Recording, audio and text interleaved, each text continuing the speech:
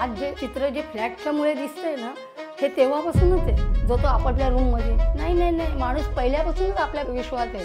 मला भूक आहे, काहीतरी लागलंय, मला काहीतरी बाबा रडून गेले. पण त्यावेळेस त्यांना कोणाला वाटलं का विचारावं असं की चित्राला भूक लागली तर चित्राला आपण विचारावं. चित्राच्या अंगावर कपडा नाही, हा कोणाला वाटला का विचारावं असं नाही वाटलं. आता जे ह्या वयात आहे ना, ते मला असं वाटतं मी 200 वर्षाची.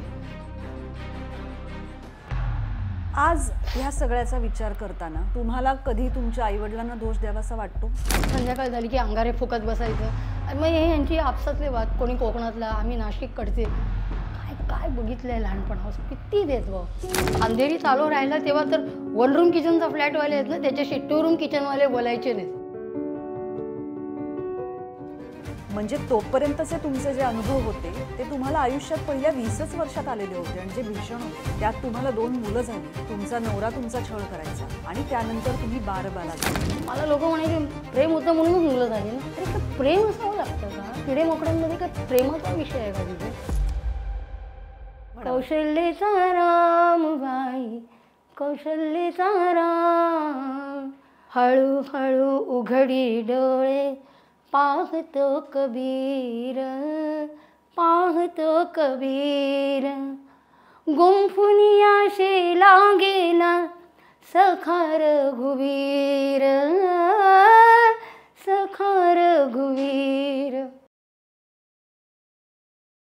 तर आरपार वुमन की बात मध्ये मी मुग्धा गोडबोले पुन्हा एकदा तुम्हा सगळ्यांचं स्वागत करते.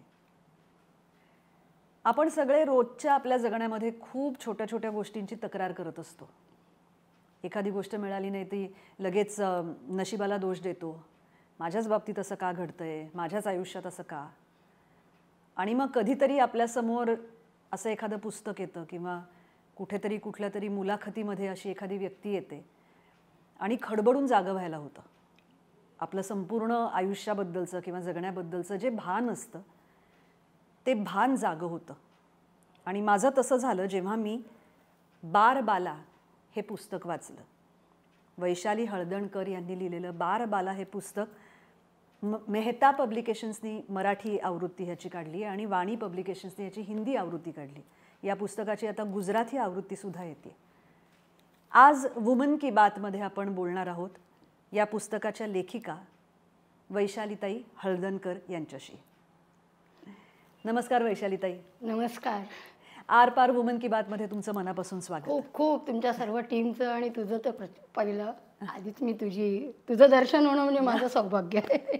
वैशालीताई, आज तुम्ही इथे आमच्याशी गप्पा मारायला आलात. आम्हाला खूप आनंद झाला तुम्ही आलात. आमच्याकडनं आणि बर्वा स्किन थेरपीकडनं तुमच्यासाठी हे छोटंसं गिफ्ट. धन्यवाद. बर्वा स्किन थेरपींना पण आणि तुम्हाला. हा हा हा. देशी गाईच्या ऐकलं ना, बरोबर ना? हो, ओके. नक्की वापरा. हो ना, छान असतं. काहीतरी करायला पाहिजे. करा करा, नक्की करा. तुम्हाला मी सांगते की मी ना खरं तर फेसबुकवर तुम्ही मला एकदा मेसेज पाठवला होता ज्याच्यामध्ये मी वैशाली हळदणकर हे नाव पहिल्यांदा ऐकलं आणि त्यानंतर मी तुमची एक मुलाखत ऐकली. मला वेळ लागला, मला हे सगळं प्रोसेस करायला वेळ लागला. कारण अगदी प्रामाणिकपणे सांगते, बरोबर, आत्तापर्यंतच्या माझ्या आयुष्यामध्ये माझी कधीच अशा तुमच्या व्यवसायातल्या कुणाशी ओळख नव्हती, कधी काही बोलणं झालं नव्हतं, काहीच नव्हतं. बरोबर. मग जेव्हा मी ती मुलाखत ऐकली, मग मी ते पुस्तक मागवलं, मी ते पुस्तक वाचायला लागले आणि त्यानंतर पुन्हा जेव्हा आपला संपर्क झाला तेव्हा काही दिवस माझे असे गेले की मी सुन्न होते. म्हणजे मला कळतच नव्हतं की मी काय बोलू तुमच्याशी.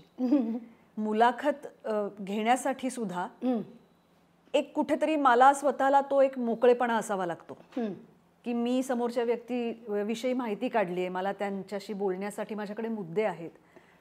पण तुमचं आयुष्य वैशालीताई, मी खरंच सांगते, माझ्या आजूबाजूच्या किंवा माझ्या स्वतःच्या आयुष्यापेक्षा इतकं वेगळं गेलंय की मला असं झालं की मी काय बोलू तुमच्याशी, मी काय प्रश्न विचारू तुम्हाला.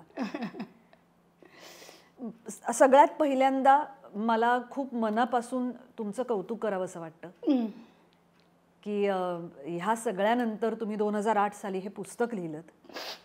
ज्या विषयांवरती बोलायलाही आपण कचरत असतो ते विषय तुम्ही उघडपणे मांडलेत, तुम्ही ते लिहिलेत.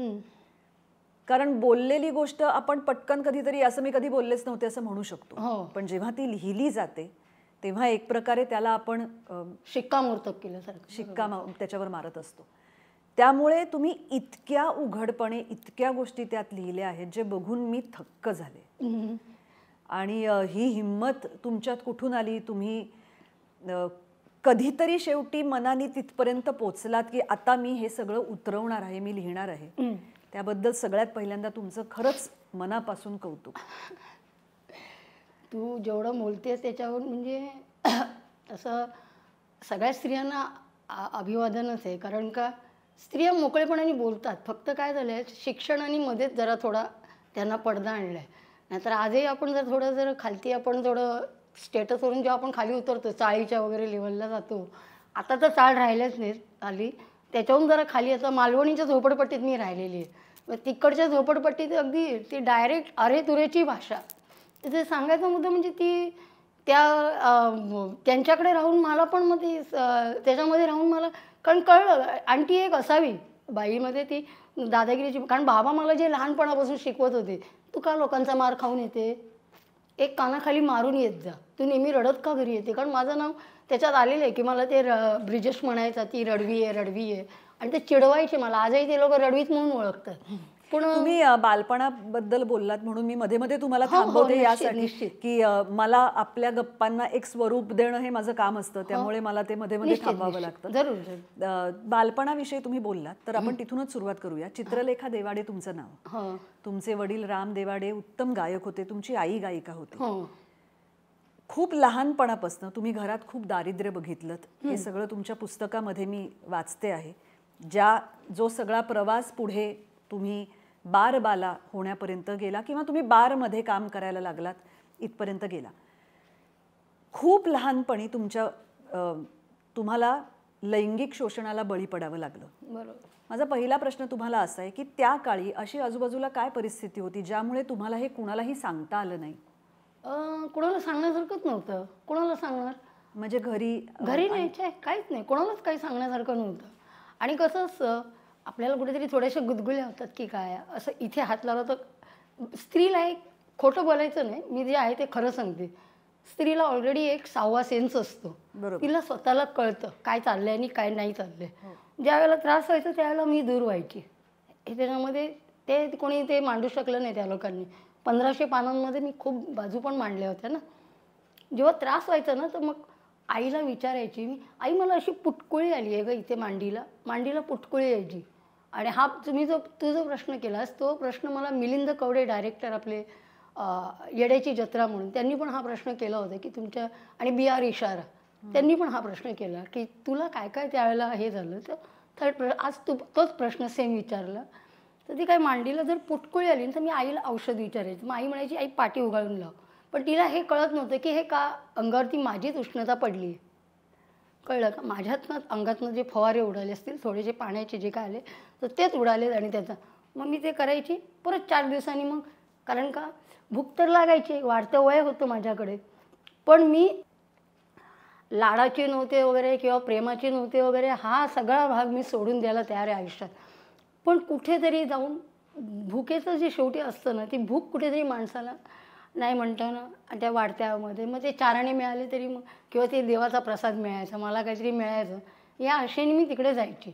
त्या गच्चीवर जाऊन त्या दुसऱ्या माळ्यावर गच्चीवर कधी दुपारी कधी संध्याकाळी 10 मिनिटासाठी 15 मिनिटासाठी मी कधी कधी मारायची पण त्या माणसाला. असं मी सगळं केलेलं आहे त्या लहानपणी. पण वैशालीताई म्हणजे मला असं तुम्हाला विचारावं असं वाटतं की ती भूक कळण्यासाठी सुद्धा ते वय खूप लहान होतं ना. म्हणजे ह्या वयामध्ये शाळा तुम्ही खूप उत्तम वाचक होतात. तुम्ही तेव्हाही वाचायचात. 6व्या वर्षापासून मी चांगलं वाचते. तुम्ही अभ्यासात हुशार होतात. घरात वडील उत्तम गायक होते. संस्कृतमध्ये पहिला नंबर माझा. तर ह्या सगळ्या वातावरणामध्ये कुठेतरी ते एक नकळत आपल्यावर संस्कार होत असतात. जरी कोणी प्रत्यक्ष बसून केलेले नसले तरी सुद्धा त्यामध्ये आपण हे जे काही करतो आहोत किंवा हे जे काही आपल्या बाबतीत घडतं आहे ते ह्या संस्कारांमध्ये बसणारं नाही असं काही तुम्हाला जाणवत होतं किंवा वाटत होतं? काहीच नाही. कोण तिथे कोणी कोणाला बघायला नाही. जो तो आपला विश्वास होता. हे आज जे चित्र जे फ्लॅटच्यामुळे दिसतंय ना हे तेव्हापासूनच आहे. आज फ्लॅटमुळे आपल्याला काय माणसं वेगळी वेगळी झाली आहे. जो तो आपापल्या रूममध्ये नाही माणूस पहिल्यापासूनच आपल्या विश्वात आहे. कोणाला पडलं नाही शेजाऱ्याच्या मुलीच्या बरोबर काय घडते आणि शेजाऱ्याच्या मुलीच्या बरोबर तिला जेवायला मिळालं आहे की नाही, तिचे काय हाल चालले, भेदभाव तिकडे पण चालू होते. तिला जेवायला मिळालं, कुठल्या मैत्रिणीच्या वडिलांनी किंवा आईने विचारलं का चित्रा तुला जेवायला मिळालं का मग? हा प्रश्न कोणीच आला का कोणाच्या मनामध्ये? चित्राला जेवायला वाढलं का? चित्राचं काय झालं? का चित्रा रडतीये? का चित्रा कुठेतरी जाऊन कोपऱ्यात तो समोरचा माणूस तेव्हाच हात माझ्यावरती टाकतोय जेव्हा त्याला कळते की हिची काहीतरी गरज आहे. मला भूक आहे, काहीतरी लागलं आहे, मला काहीतरी बाबा रडून गेलेत आणि आईचं आणि त्यांचा काहीतरी वाद झाला आहे. पण त्यावेळेला त्यांना कोणाला वाटलं का विचारावं असं की चित्राला भूक लागली तर चित्राला आपण विचारावं, किंवा चित्राच्या अंगावर कपडा नाही हा कोणाला वाटला का विचारावं असा नाही वाटला. पण तेव्हाच कळलं की आपली गरज आपण कशी भागवायची हे तिकडे शहाणपण आलं असं म्हणायला हरकत नाही. मी स्वतःला नेहमी म्हणते की तू फार लहानपणी शहाण आहे. मला आयुष्यामध्ये लहानपणी खूप लहानपणी म्हणजे मी आत्ता ज्या ह्या वयात आहे ना ते मला असं वाटतं मी 200 वर्षाची आहे आणि त्यावेळेला असं वाटतं की मी तेव्हा ऑलरेडी 25-30 वर्षाची होती. एवढं शहाणपण मला होतं लहानपणी. आणि म्हणूनच आत्तापर्यंतचा हा जो प्रवास तू पूर्ण आला ना प्रवासाचा जेव्हा मुलाखतीत तर तुला पुढच्या स्टेपला कळेल की मी का म्हणते की स्पर्श म्हणजे काय आणि तुमचा संभोग म्हणजे काय किंवा म्हणजे काय आणि का हे सगळी न्यायव्यवस्था आणि सगळी व्यवस्था सगळी डसमळलेली हे सगळं ते येईल आपल्या मुलाखतीतून. आज ह्या सगळ्याचा विचार करताना तुम्हाला कधी तुमच्या आईवडिलांना दोष द्यावासा वाटतो की त्यांनी आपल्याकडे लक्ष दिलं नाही, त्यावेळेला आपली सुरक्षा ही त्यांची खरं तर जबाबदारी होती? नाही, उलट मी एक सांगते, खरं तर हे आपल्या सगळ्यांचीच जबाबदारी होती. म्हणजे आजूबाजूची पण लोक आहेत. इतकं मोकळं वातावरण असायला पाहिजे की माझ्या आईला मी नाही ना सांगू शकली तर माझ्या बाजूच्या जे आहेत ना सुषमाची आई होती तिला जाऊन सांगता आलं पाहिजे होतं मला, अहो बघा ना मला ते काका ना असे मला त्रास देतात आणि त्याच्या बदल्यात मला ते खायला देतात किंवा काहीतरी असं सांगता येणं मला. पण एवढं जवळच कोण नाही. म्हणजे आपल्या अख्खा समाजच एकमेकांपासून दुरावलेला आहे. कोणी म्हणतं की मी कोकणातला आहे, माझ्या बाजूला जे राहणारे होते नाईक ते सतत अंगारे फुकत आणि मग माझ्या वडिलांवर त्यांना असं वाटायचं की ते म्हणजे यांचं चांगलं होऊ नये, वाईट व्हावं. काय हे किती फुकटच्या नसत्या त्या भोळ्या बावड्या त्या काय असतील पण संध्याकाळ झाली की अंगारे फुकत बसायचं. आणि मग हे यांची आपसातले वाद, कोणी कोकणातला आम्ही नाशिककडचे, काय काय बघितलं आहे लहानपणापासून, किती भेदभाव. अखंड माणूसच मला सापडत नाही. पण हा भेदभाव फक्त स्त्री पुरुष असा होता का जातीव्यवस्थेतही होता? जातीव्यवस्था म्हण, तू गाव व्यवस्था म्हण, जेवणाची व्यवस्था म्हण, राहण्याच्या व्यवस्थेमध्ये म्हण, सगळीकडे कुठे नाही आहे भेदभाव तो सांग. वन रूम अंधेरीत आलो राहिला तेव्हा तर वन रूम किचनचा फ्लॅटवाले आहेत ना त्याच्याशी 2 रूम किचनवाले बोलायचे नाहीत. हा भेदभाव पण बघितले मी. 1 रूम किचनवाले 2 रूम किचनवाले म्हणजे जरा हायफाय त्यांचं. पण तुम्हाला काहीच कौटुंबिक पाठबळ नव्हतं? म्हणजे वडील तुमचे आजारी होते पण त्यांचे नातेवाईक किंवा वडील माझे अपंग होते ना एका हाताने पायाने, पण तरी पण वडिलांचं कोणीच नव्हतं. ते पण 1 मॅन शो होते. आई माझी ते लग्न तिने असं केलं म्हणून तिच्या घरच्यांनी पण हे केलं होतं. आणि आजीला एवढं तरी कळायला पाहिजे होतं आईच्या आईला की आपण ह्या दोघांमध्ये विष कालवायला नाही पाहिजे. ती सारखं इतर जातीचे, आणि मला इतर जातीचे अर्थ कळत नव्हता. मला फार आत्ता कळलं काही वर्षापूर्वी इतर जातीचे कोणाला म्हणतात, का इतर असं म्हटलं जातं, मला कधीच कळलं नाही. इतर म्हणजे काय कळलंच नाही मला. कोण हे सगळे इतर काय म्हणतात आत्ता कळलं मला. एका ठिकाणी मी गेले होते आणि त्यांनी त्या दिवशी म्हणजे सांगायचं, आजीसुद्धा माझी आईची आईसुद्धा त्यावेळेला त्या इतर जातीची लोकं अशीच असतात. अरे ते न्हावी आहेत, त्यांच्यामध्ये मिश्र झालेले आहेत ते. माझी सोनावणे आणि ते देवाडे. बरं काय बाबांनी जे आजोबा आमचे काम करायचे ते फिल्म इंडस्ट्रीत नसीम बानोचे हेअर ड्रेसर म्हणून होते ते. आणि चांगले म्हणजे सगळं असताना पण एक सगळे एकमेकांपासून दुरावलेले, माणूस माणसापासून दुरावलेलं. काहीच समजायला मार्ग नाही. हे वातावरण तुमच्या घरात होतं का तुम्ही राहत होता तिथे आजूबाजूला सगळीकडे असं होतं?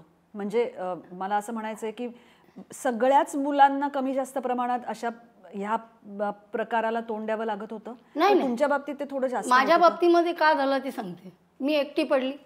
दुसरी गोष्ट, बाकीच्यांना कसं आहे त्या घराच्या त्यांचे कसं बाबा त्यांचे लाड करायला किंवा आई लाड करायला ते नोकरीवाले ना, आता ते सगळे एका अर्थाने मी ज्या ठिकाणी आज सेटल आहे ना, जिथे मानसिक स्थैर्य मला आहे, तिकडे त्यांना मानसिक स्थैर्य नाही आहे. पण त्यावेळेला अशी घटना होती की ज्या वेळेला ती सगळे लहान असताना संध्याकाळ झाली की आबा आले, म्हणजे माझ्या मैत्रीण चालल्या, हां मग एक ती रश्मी आमची, माझे पण बाबा आले, मी पण चालले, मग कोणी सगळे सगळे चालले. मला जशी एकटी आहे की कुठेतरी जिन्यात बसून राहा, कुठेतरी खाली बसून राहा, कारण काय बाबा आले तर परत काय बोलतील काय नाही. त्यांना मी डोळ्यासमोर खपतच नव्हती, त्यांना डोळ्यासमोरच नको होती. तू नकोच जा, तुझ्यापायी सगळं म्हणजे माझं सगळं, म्हणजे त्यांना असं वाटलं की माझ्यापायी त्यांच्या क्लासची त्यांची नोकरी गेली महिंद्राची, आणि माझ्यापायी त्यांना सिलेंडर उचलायला लागले, असं सगळं त्यांनी माझ्यावरतीच ते खापर फोडत राहिले, सगळं म्हणजे दोषारोपण माझ्यावर करत राहिले. हा सगळा विषय झाला. लक्ष्मीकांत आल्यानंतर मात्र त्यांचं पेपरला वगैरे नाव आलं, टाइम्स ऑफ इंडिया आहे, फेसबुकला सगळे रेकॉर्ड ठेवलेत मी, ते टाइम्स ऑफ इंडियाला नाव, मग ते त्यांचे ते आर राव मित्र झाले एडिटर, सुमन कल्याणपूर वगैरे ते शिकणं वगैरे, मग ते त्यांचं मग ते जरा त्यामुळे त्याला लकी समजलं गेलं. मी म्हणजे अनलकी आहे. मग ते त्या याच्यापायी मी आपली एकट्यामध्ये. आणि ही नेगेटिव्हिटी ज्याला म्हणतात ती लहानपणापासून मनात खूप राहिली. मग 6-7 वर्षाच्या चित्रलेखाची स्वप्न काय होती? माझी स्वप्न खरं सांगू ना तर मला गायिका व्हायचं होतं बाबांच्या बरोबरीने, आणि मला नृत्य फार आवडायचं. मी म्हणायची ते पिक्चरमध्ये त्या काळामध्ये ना ते छानपैकी ते ड्रेस घालून यायचे, आणि मला त्याचा खरा अर्थ माहीत नव्हता, पण ते जे काय म्हणतात 5 स्टार हॉटेलमध्ये जे नृत्य असतं ना, ती हेलन वगैरे करायची त्या पद्धतीने, किंवा जुन्या काळातली, तेव्हा त्याला कॅबरे. हां कॅबरे, हां. तर मला कॅबरे करण्याची मला खूप आवड होती. कॅबरे म्हणजे मी, आणि नृत्यामध्ये पण मला ते पुण्याला पण मी जेव्हा आश्रममध्ये म्हणजे नृत्य करण्यामध्ये म्हणजे लोक बसून राहायचे, मेडिटेशन करायला आलेले सगळे बसून ती चांगली नसते तिच्याकडे बघत होत, असं करत होते. नृत्याची अत्यंत आवड होती. नृत्य शिकू दिलं नाही बाबांचे, ज्यांनी बाबांना पदवी दिली पंडित म्हणून, भरत कुट्टी, मग त्यांच्याकडे चोरून लपून जाऊन नृत्य शिकली मी. ते माझी मैत्रीण आणि मी, आम्ही जाऊन ते बघायचो चोरून धाके कॉलनी इथेच DN नगरच्या पुढच्या स्टॉपला, आणि मग ते असं करत करत म्हणजे. पण बाबांच्या बरोबरीने तानपुऱ्यावर गायचं होतं मला, ते राहून गेलं. मला लहानपणी कधी बसला होता तानपुऱ्यावर ना? तानपुरा म्हणजे मला बाबांनी कधी दिला, वयाच्या 12व्या वर्षी दिला हातात. पण मी बाबांना रोज रडायची 5-6 वर्षाची असल्यापासून, तुम्ही गुरुपौर्णिमेला मला काय घाला देत नाही, तुम्ही मीरा गजरेला देता. ती शकुंतला नाही का, ती गाते ती भीमराज की बेटी हूँ मैं, ती माझ्या वडिलांची विद्यार्थिनी आहे, ती ओळख दाखवत नाही शकुंतला जाधव, पण ती ज्यावेळेला माझ्या वडिलांनी तिला शिकवलं आणि ते मला उलटं टोचून दाखव, बघ ती शाळा पण शिकते. त्यांचं म्हणणं म्हणजे मी शाळेमध्ये शिकावं, आणि मला त्यांना असं वाटायचं की मी अभ्यास करत नाही आहे, आणि मी 10 मिनिटात अभ्यास करून पास व्हायची. म्हणजे 5वीमध्ये पहिल्यांदा मला इंग्लिश आणि हिंदी आलं, तर इंग्लिशमध्ये 93 मार्क आणि हिंदीमध्ये 91 मार्क 5वीमध्ये, पहिले विषय असताना. एवढी मी म्हणजे तल्लख बुद्धी, मला अभ्यासाचं कधी काही वाटलं नाही. मला गाणं पाहिजे होतं असं आहे, आणि या गाण्याच तर मला इथपर्यंत आणलं, आणि गाणंच आहे जे मला आज घेऊन जाईल असं आहे. पण मग तुम्हाला असं वाटतं की तेव्हा कुणीतरी जर तुम्हाला योग्य मार्गदर्शन करणारं मिळालं असतं, कोणीतरी शिक्षक म्हणा किंवा घरी कोणीतरी मोठं म्हणा, कुणीतरी असं अजून वेगळं झालं असतं आयुष्य, थोडं फरक पडला असता. आता ते पण असं असतं, काही गोष्टी आहेत ना त्या विधिलिखित पण असतं. हो, हे म्हणण्याला काही अर्थ नाही. असं झालं असतं तर काय झालं असतं. खूप चित्रकार, मी खूप कलावंतांची ज्याला आत्मकथन आणि खूप ऐकल्या मुलाखती, एक लक्षात आलं, त्याला ज्याची ओढ असते ना ती त्याचा फार संघर्ष करावा लागतो, तेव्हा त्याला ते मिळतं. आणि मग त्याची ती म्हण आहे ना, ती त्या पुस्तकात म्हणून ती मी मांडली ना, की टाकीचे घाव सोसल्याशिवाय देवकळा येत नाहीत, हे माझे वडील नेहमी म्हणायचे. ही बिरबलांनी दिलेली म्हण आहे की टाकीचे घाव सोसल्याशिवाय देवकळा येत नाही, तसं संगीतही गळ्यामध्ये उतरत नाही, गायनही गळ्यात उतरत नाही. बाबूजींचं गाणं ऐकून ते येतच ना, सुधीर बाबू. हो. मला सांगा वैशालीताई, कुठेतरी आपल्याला घरातनं जी सुरक्षा हवी आहे किंवा जे प्रेम हवं आहे ते मिळत नाही असं म्हटल्यानंतर बाहेर ओढा वाढतो का, किंवा तसं होत होतं का? हो, होत होतं. म्हणजे आताही मुलांना त्या प्रकारचं वातावरण जर घरात मिळालं नाही तर त्यांचा एकूण बाहेरच्या जगाकडे आपोआपच होतं, ते नैसर्गिक आहे. कोणाचा तरी स्पर्श करा, आपले आईवडील आपल्याला जेव्हा स्पर्श करायचे, स्पर्शाची भूक ही खूप आहे, लहान बाळापासून सगळ्यांना आहे. आणि आता तर अशी फॅशन आली की मूल जन्माला आलं की 3-4 महिन्याचं झालं की त्याला दुसऱ्या बाजूला झोप, असं नाही आहे. स्पर्शाची भूक प्रत्येकाला आहे आणि ते वाटत होतं. कशाला खोटं सांगायचं, जे आहे ते आहे. मारण्यापुरती आईबाप जवळ घेतील, फक्त मारण्यापुरती धवळ, म्हणून काय झालं आहे ना, ते मरून जातं. शरीरातल्या ज्या संवेदना आहेत ना, त्या प्रत्येक तुमच्या सूक्ष्म सूक्ष्म गोष्टीतनं हे आहेत, म्हणजे सूक्ष्म सूक्ष्म बिंदू आहेत. तुम्ही जेव्हा ॲक्युप्रेशर करता आणि ते रॅकी करता त्यावेळेला त्याच्यामध्ये तेच दिसतं, तेच जाणवतं त्यांना की कुठल्या भागांमध्ये निळा रंग येतो, कुठल्या भागामध्ये लाल रंग येतो. का येतो? कारण त्याच्या त्या तिकडच्या जागी तो प्रयोग झाला आहे ना, तो चुकीचा झाला आहे. आणि ती मध्ये डिस्टर्ब झालेली जी तुम्ही म्हणता इंग्लिशमध्ये, मग आपण इंग्लिशमधल्या शब्दात मांडतो, मी मराठी शब्दात मांडते. कॉस्मॉस ऊर्जा आणि हे ते काय काय काय काय शब्द आहेत. मी याला स्पष्ट म्हणते की ती जी ऊर्जा आहे, ते जे काही आतले जे तुमच्या संवेदना आहेत ना, त्या मरून जातात अक्षरशः, नाही मिळालं तर. आता मी किती बघते गरीब आहेत जे हे मेहनत करतात, त्यांच्याकडे कुठे त्यांना स्पर्श वगैरे काही कळत नाही. स्पर्शाविना म्हणजे काही विचारायलाच नको. ते त्याच्यावरती मला वाटतं एका लेखिकेने काम केलं होतं ना, बाळ पोटात असेल तर तिच्या पोटावरनं हात फिरवा वगैरे, काय नाव विसरले मी त्यांचं, इंदिरा काय काय नाही काहीतरी नाव होतं त्यांचं. त्यांनी सांगितलं होतं की बाळ पोटात असेल तर आईच्या गर्भावरून तुम्ही हात फिरवा, सगळ्यांनी गप्पा मारा.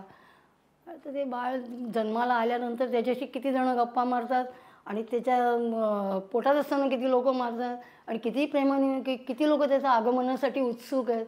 हा सगळा व्यवस्थेचाच भाग आला ना शेवटी, असं आहे ते.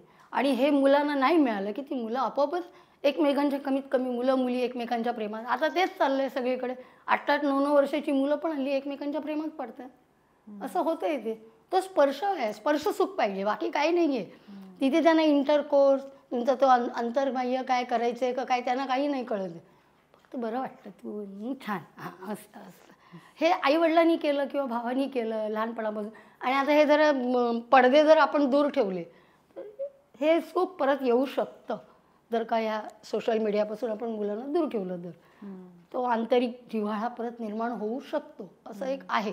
आणि मग तुम्ही वयाच्या 15व्या वर्षी लग्न केलं किंवा त्याच्या आधीच तुम्ही बरोबर 15.5 वर्षात मी बाळंतीण झाले, बरोबर. आणि मग तुम्हाला लग्न करावं लागलं त्याच्याशी, ज्याच्यापासून नाईलाज होता माझा, नाईलाज होता. त्याच्यावरून पण काय म्हणजे पुस्तकात ना, एक पुस्तक आपण लिहितो पण आयुष्य केवढं विराट आहे. त्याच्यात ना सगळ्या गोष्टी येत नाहीत. लोकांना बोलणं फार सोपं जातं. मला लोक म्हणायचे प्रेम होतं म्हणूनच मुलं झाली ना. अरे काय प्रेम असावं लागतं का? किडेमोकड्यांमध्ये काय प्रेमाचा विषय आहे का तिथे? एक रात्र कोणीतरी करून जातं, तीही गरोदर राहतेच की. आता तर लोकांच्या लक्षात एवढं आलं असेल ना, का नाही तिकडे नाही अक्षरशः. आणि माईकवर बोलायचे गाताना. मी जिथे कामाला होती ना या विटीला, तिथे बोलायचे, मग काय तू प्रेम होतं म्हणून मुलं झाली. म्हटलं असं काय बोलतो, तुला काय माहिती आहे का? म्हटलं काय नाईलाज असू शकतो का मी घर सोडलं, त्याला काही कारण आहे? ते विचारायचं राहिलं बाजूला, शिक्कामोर्तब करून मोकळं व्हायचं. 15.5व्या वर्षी तुम्ही आई झालात, 15व्या वर्षी तुम्ही लग्न केलं. हो.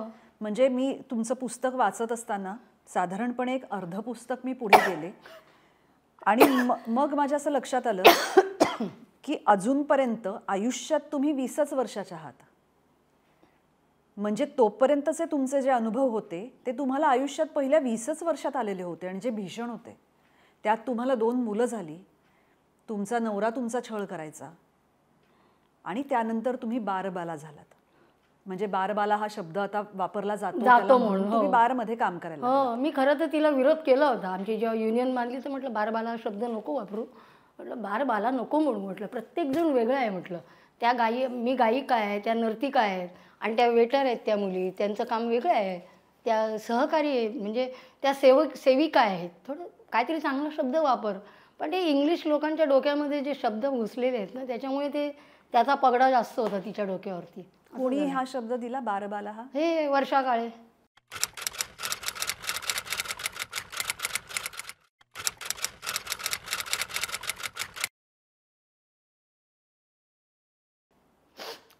असं झालं ते. म्हणजे त्यांनी जेव्हा युनियन हां, युनियन जेव्हा ही आणली ती तेव्हा. पण तुमचा नवरा तुम्हाला इतका छळायचा की तुम्हाला शेवटी हा निर्णय घ्यावा लागला. मग हा निर्णय घेण्यापर्यंत तुम्ही कशा मानसिक ह्यानी पोचलात? कारण अर्थातच कुणीच ह्या विचारांनी पुढे जात नाही ना की मी एक दिवस बारमध्ये जाऊन काम करीन, नर्तकी तिथे असेन किंवा तिथे गाईन. नाही, मी पुस्तकामध्ये मांडलं होतं, त्याचे वाचनात आलंच असेल की पहिलं एकतर मी शाळेमध्ये शिकवायला होते लहान मुलांच्या म्युन्सिपाल्टी त्या होली फॅमिलीच्या ती आपल्या त्या शेरे पंजाबच्या आमच्या महाकाली अपार्टमेंटच्या समोर होली फॅमिलीची स्कूल आहे ना, तिथून ते यायचे फादर आणि त्या सगळ्या यायच्या ना. त्यांनी मी घर सोडून निघून चालले होते, त्यांनी मला जबरदस्ती घरात आणून बसवलं. मी मुलांना घेऊन निघून चालले होते, मला नव्हतं राहायचं. ती बोलली नाही राहू दे, कशाला तुम्ही संसार मोडता, तुमची मुलं आहेत. म्हणून मी तिथे थांबले घरामध्ये. खरा किस्सा असा आहे. आणि त्याच्यानंतर मग ते म्हणाले ठीक आहे तुला काय करायचं. म्हटलं मला आहे ना हा माणूस घरात पैसे देत नाही, मी कसं आहे मुलांना पोसू, त्यांना काय खायला घालू, ते माझ्या तोंडाकडे बघतात. याची बहीण कमवते, ती तिचं करते आणि खाऊन निघून जाते, मी काय करू. आणि हा वरून मी आजारी पडले होते, मला त्यावेळेला टायफॉईड आणि फ्लू झाला होता, मी जागेवर पडले होते. आणि वरून हा मला येऊन म्हणतो माझ्या बहिणीने एवढे पैसे कमवले आणि तू तर 640 रुपये कमवले. पण त्याला हे दिसलं नाही की मी फक्त 11 दिवसाच्या कामामध्ये सुपरविजन मिळवलं होतं तिकडे सेल्समध्ये. तुम्ही कंपनीत काम करत कंपनीत ज्या कामाला होत्या त्याला हे नाही लक्षात आलं, त्यांनी त्याचं ते राहिलं बाजूला. आणि मग त्याच्यामुळे मी म्हटलं कंटाळा आला मला या सगळ्या गोष्टीचा. आणि मुलांना कपडे नाही, त्यांना वर्षभरात नाही एकदा कपडा. मुलगा असून मुलीला समजू शकतो, मुलीला भरपूर कपडे लागतात, काही ना काही लागतं तिला, कानातले घे, हे घे, ते घे, भरपूर खर्च असं. पण मुलगा माणूस आनंदाने मिरवतो. बरोबर माझा मोठा मुलगा सेम टू सेम बापासारखा दिसायला होता. असं कोणी म्हणू शकत नव्हतं की ही बाईनी कुठेतरी जाऊन दुसरीकडे तोंड मारले आणि तिने तिथून जन्माला घातलं. मी एक स्वतः कबूल करते ना, मी जे काय केलं आहे ना ते मी लोकांना कुठलीही गोष्ट न लपवता कुठली लपवलेली नाही, जे आहे ते स्पष्ट मी नवऱ्याला पण सांगितलं. म्हणजे त्यांनी इतकं घाणेरड्या पद्धतीने मला विचारलं. मग त्यावेळेला मला ते शाळेची नोकरी आली. बरं शाळेत शिकवायला ते सासरे दोन्ही मुलांना माझ्या तिथे शाळेत आणून सोडायचे, नाही तर तू आणायला जा शाळेत. त्यांना दोघांना मी शाळेत टाकलं होतं, त्यांच्या शाळा मला सोडवाव्या लागल्या. म्हणजे करायचं तर काय.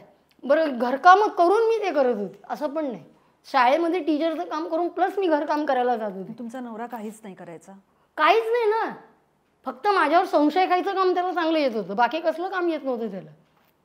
मी जिकडे जिकडे जाईन तिकडे आणि प्रत्येक ठिकाणी येऊन मारहाण करायची, इज्जत जाते, लोक परत घेत नाहीत तिथे जागेवरती. त्याचाच फायदा त्या लायब्ररीवाल्यांनी पण उचलला. त्या लायब्ररीने फायदा असा उचलला की शेवटी त्यांनी माझा 1150 रुपये पगार पण दिला नाही. तो बर्बाद झाला मान्य आहे, पण काय मिळवलं. म्हणून मी म्हणते नेहमी, जेव्हा घरची म्हणतो तर जग म्हणतं माझ्या पुढे सांड, तू माझ्या पुढे आडवी हो पूर्णपणे. हा माझा स्वतःचा माझी म्हण आहे. कोणी म्हणतं मला माहीत नाही, पण जेव्हा घरातले सगळे म्हणतात तू ना, त्याला सगळं जग म्हणतं. आणि त्या स्त्रीचा प्रत्येक जण फायदा होतो, त्या मुलीचा किंवा त्या मुलाचा पण. तो मुलगा असला तरी पण आज मुलांचा पण फायदा घेतला जातो. जी मुलं एकटी पडतात ना, त्या कोणीतरी त्याच्या बाजूनी नसेल ना, संपलं, अख्खं जग त्याचा वापर करायला तयार आहे, असं आहे ते. हा अनुभव आहे. वैशालीताई, तो दिवस किंवा तो क्षण काय होता ज्या दिवशी तुम्हाला हे लक्षात आलं की आजपासून आपल्याला एका बारमध्ये काम करायला जायचंय? बार ही एक अशी जागा आहे जिथे दारू पिऊन पुरुष येतात. अर्थातच ते नशेत असतात, त्याच्यामुळे त्यांचं वागणं हे त्यांच्या हाताबाहेरचं असतं. अशा ठिकाणी बायका, त्यातही तरुण मुलगी 20 वर्षाची, काय काय आपल्याला ह्या पुढे करावं लागणार आहे, कशा कशाला तोंड द्यावं लागणार आहे? तुम्हाला काही कल्पना होती? तुम्ही कधी बार विषयी काही तुम्हाला माहिती होती? मला त्याच्या अगोदर मालवणीत राहत होते, म्हणजे बारमध्ये येण्यापूर्वी. तर तिथे त्या दोघी तिघी बायका असायच्या ना, त्या संध्याकाळ झाली की खूप छान छान कपडे घालून जायचे. मी त्यांना म्हटलं मला पण कुठेतरी बार तुमच्या इथे काम बघा नसलं तर. तरुणच आहे ना, तरुण बाहुली कुठेही चालून जाते, ती कुठल्याही रंगाची काय त्याचा काही प्रश्न नाही. तर ती बोलली नहीं नहीं वो सेठ लोग के पास जाना पड़ता है और सेठ लोग को पसंद आएगा तभी वो तुमको रखेगा. अच्छा, म्हणजे ते काय मला माहीत नव्हतं. एक अब्राहम म्हणून आमच्या मागे होता, इब्राहिम म्हणून, त्याची बायको वेटर सर्व्हिस करायची. ती त्या आत्यापाचा एक उल्लेख आहे मला वाटतं मालाड, ती आत्यापा पण जायची. परत ती आमच्या इथे एक ख्रिश्चन होती, तिने नंतर मग मुसलमान धर्म स्वीकारला, जरीन म्हणून तिने पण. तर ती मनोजची आई म्हणून. तर मी त्यांना विचारलं मला पण कुठेतरी बघा ना, कारण का ते रोजचं म्हणजे कसं आहे, नोकरी करायची म्हटलं तर कंटिन्युअसली रोज जावं लागतं. हे कसं आहे, तुम्ही रोज आणता, रोज कमवून खाता ना. म्हणजे जसं आपण मोलमजुरी करणाऱ्या बायका कशा असतात, रोज कमवलं घरी आणलं तेवढं झालं, एखाद दिवस नाही गेलं तर आपलं घरात राहता येतं अशा पद्धतीने.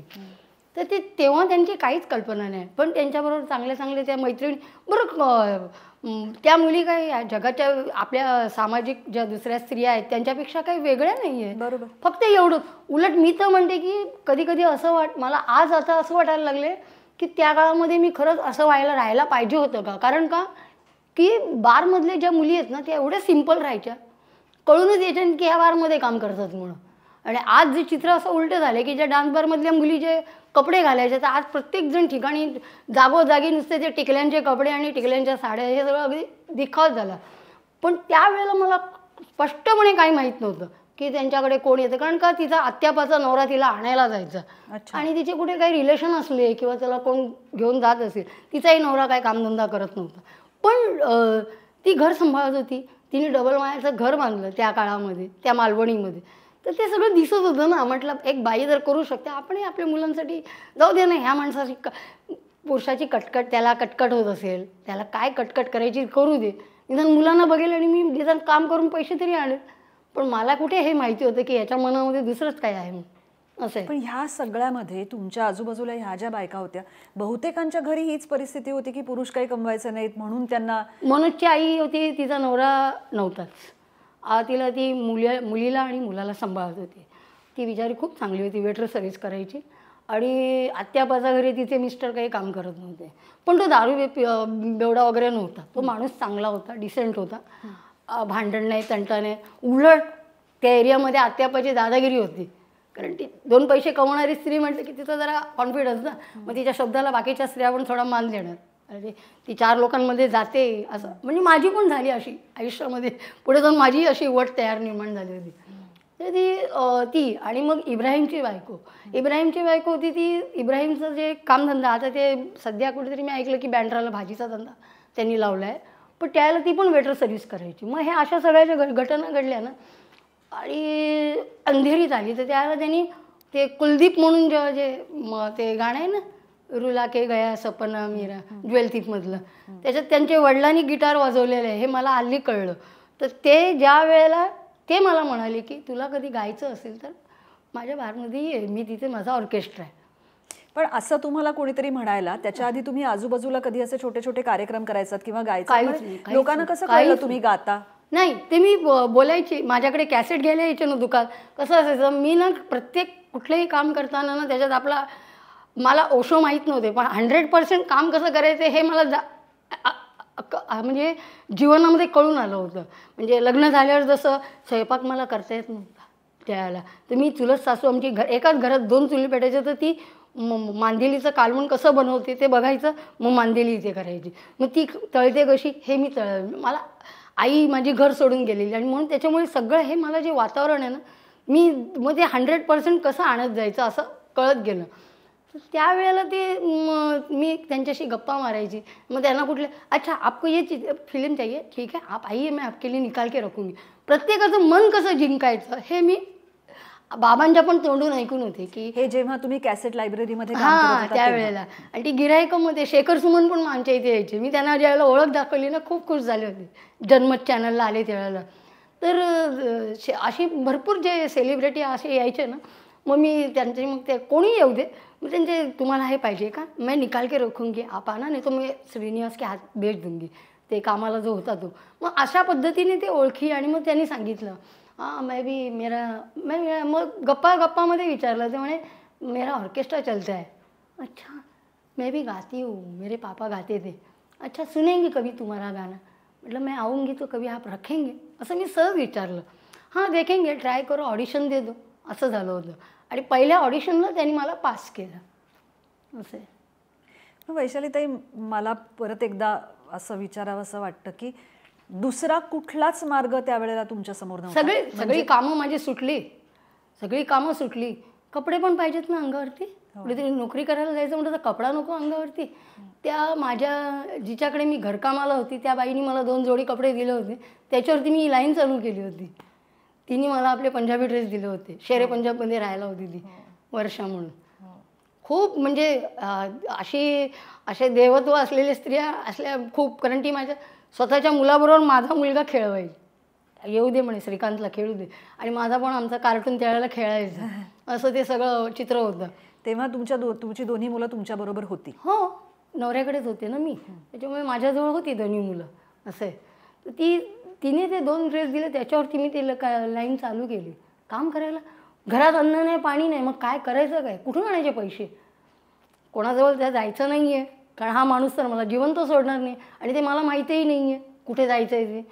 पण हे जर आहे ना की तिथे निदान ऑडिशन, मी त्याला एवढंच बोलले, आपण निदान ऑडिशन तर देऊन येऊया. मोठी टिकली लावली होती मी, माहिती आहे. आणि त्याने कुठे दिवाळीला एक कुठला तरी ड्रेस शिवला होता, तो ड्रेस शिवला होता, तो पण उंदरांनी खाल्ला होता एका ठिकाणी. असे ड्रेस घालून तर मी लाईन चालू केली. पायात माझ्या ती आता त्या चपला मिळायच्या बंद झाल्या, फॉर्मच्या चपल्या, त्या 5 रुपयाला 10 रुपयाला मिळायच्या, त्या चपला घालून मी कामाला सुरुवात केली. अशा तुम्ही पहिल्या दिवशी बारमध्ये गेलात? मग आणि काय वातावरण होतं तिथलं? काही नाही, सुंदर. सगळे बसले होते छानपैकी, आपले दारू पित होते सगळेजण मस्तपैकी. मी आनंदित झाले, अरे वा वा काय छान ऐकायला येते. असं आहे. सुरुवातीला एकदम. आणि कायमच मला आजही प्रसन्न वाटतं. ते मंदिर, ते बघण्याचा दृष्टिकोन लोकांचा बेकार आहे. आणि ते ऑलरेडी रंगमंच म्हणून त्याला लायसन्स होतं. असं आहे.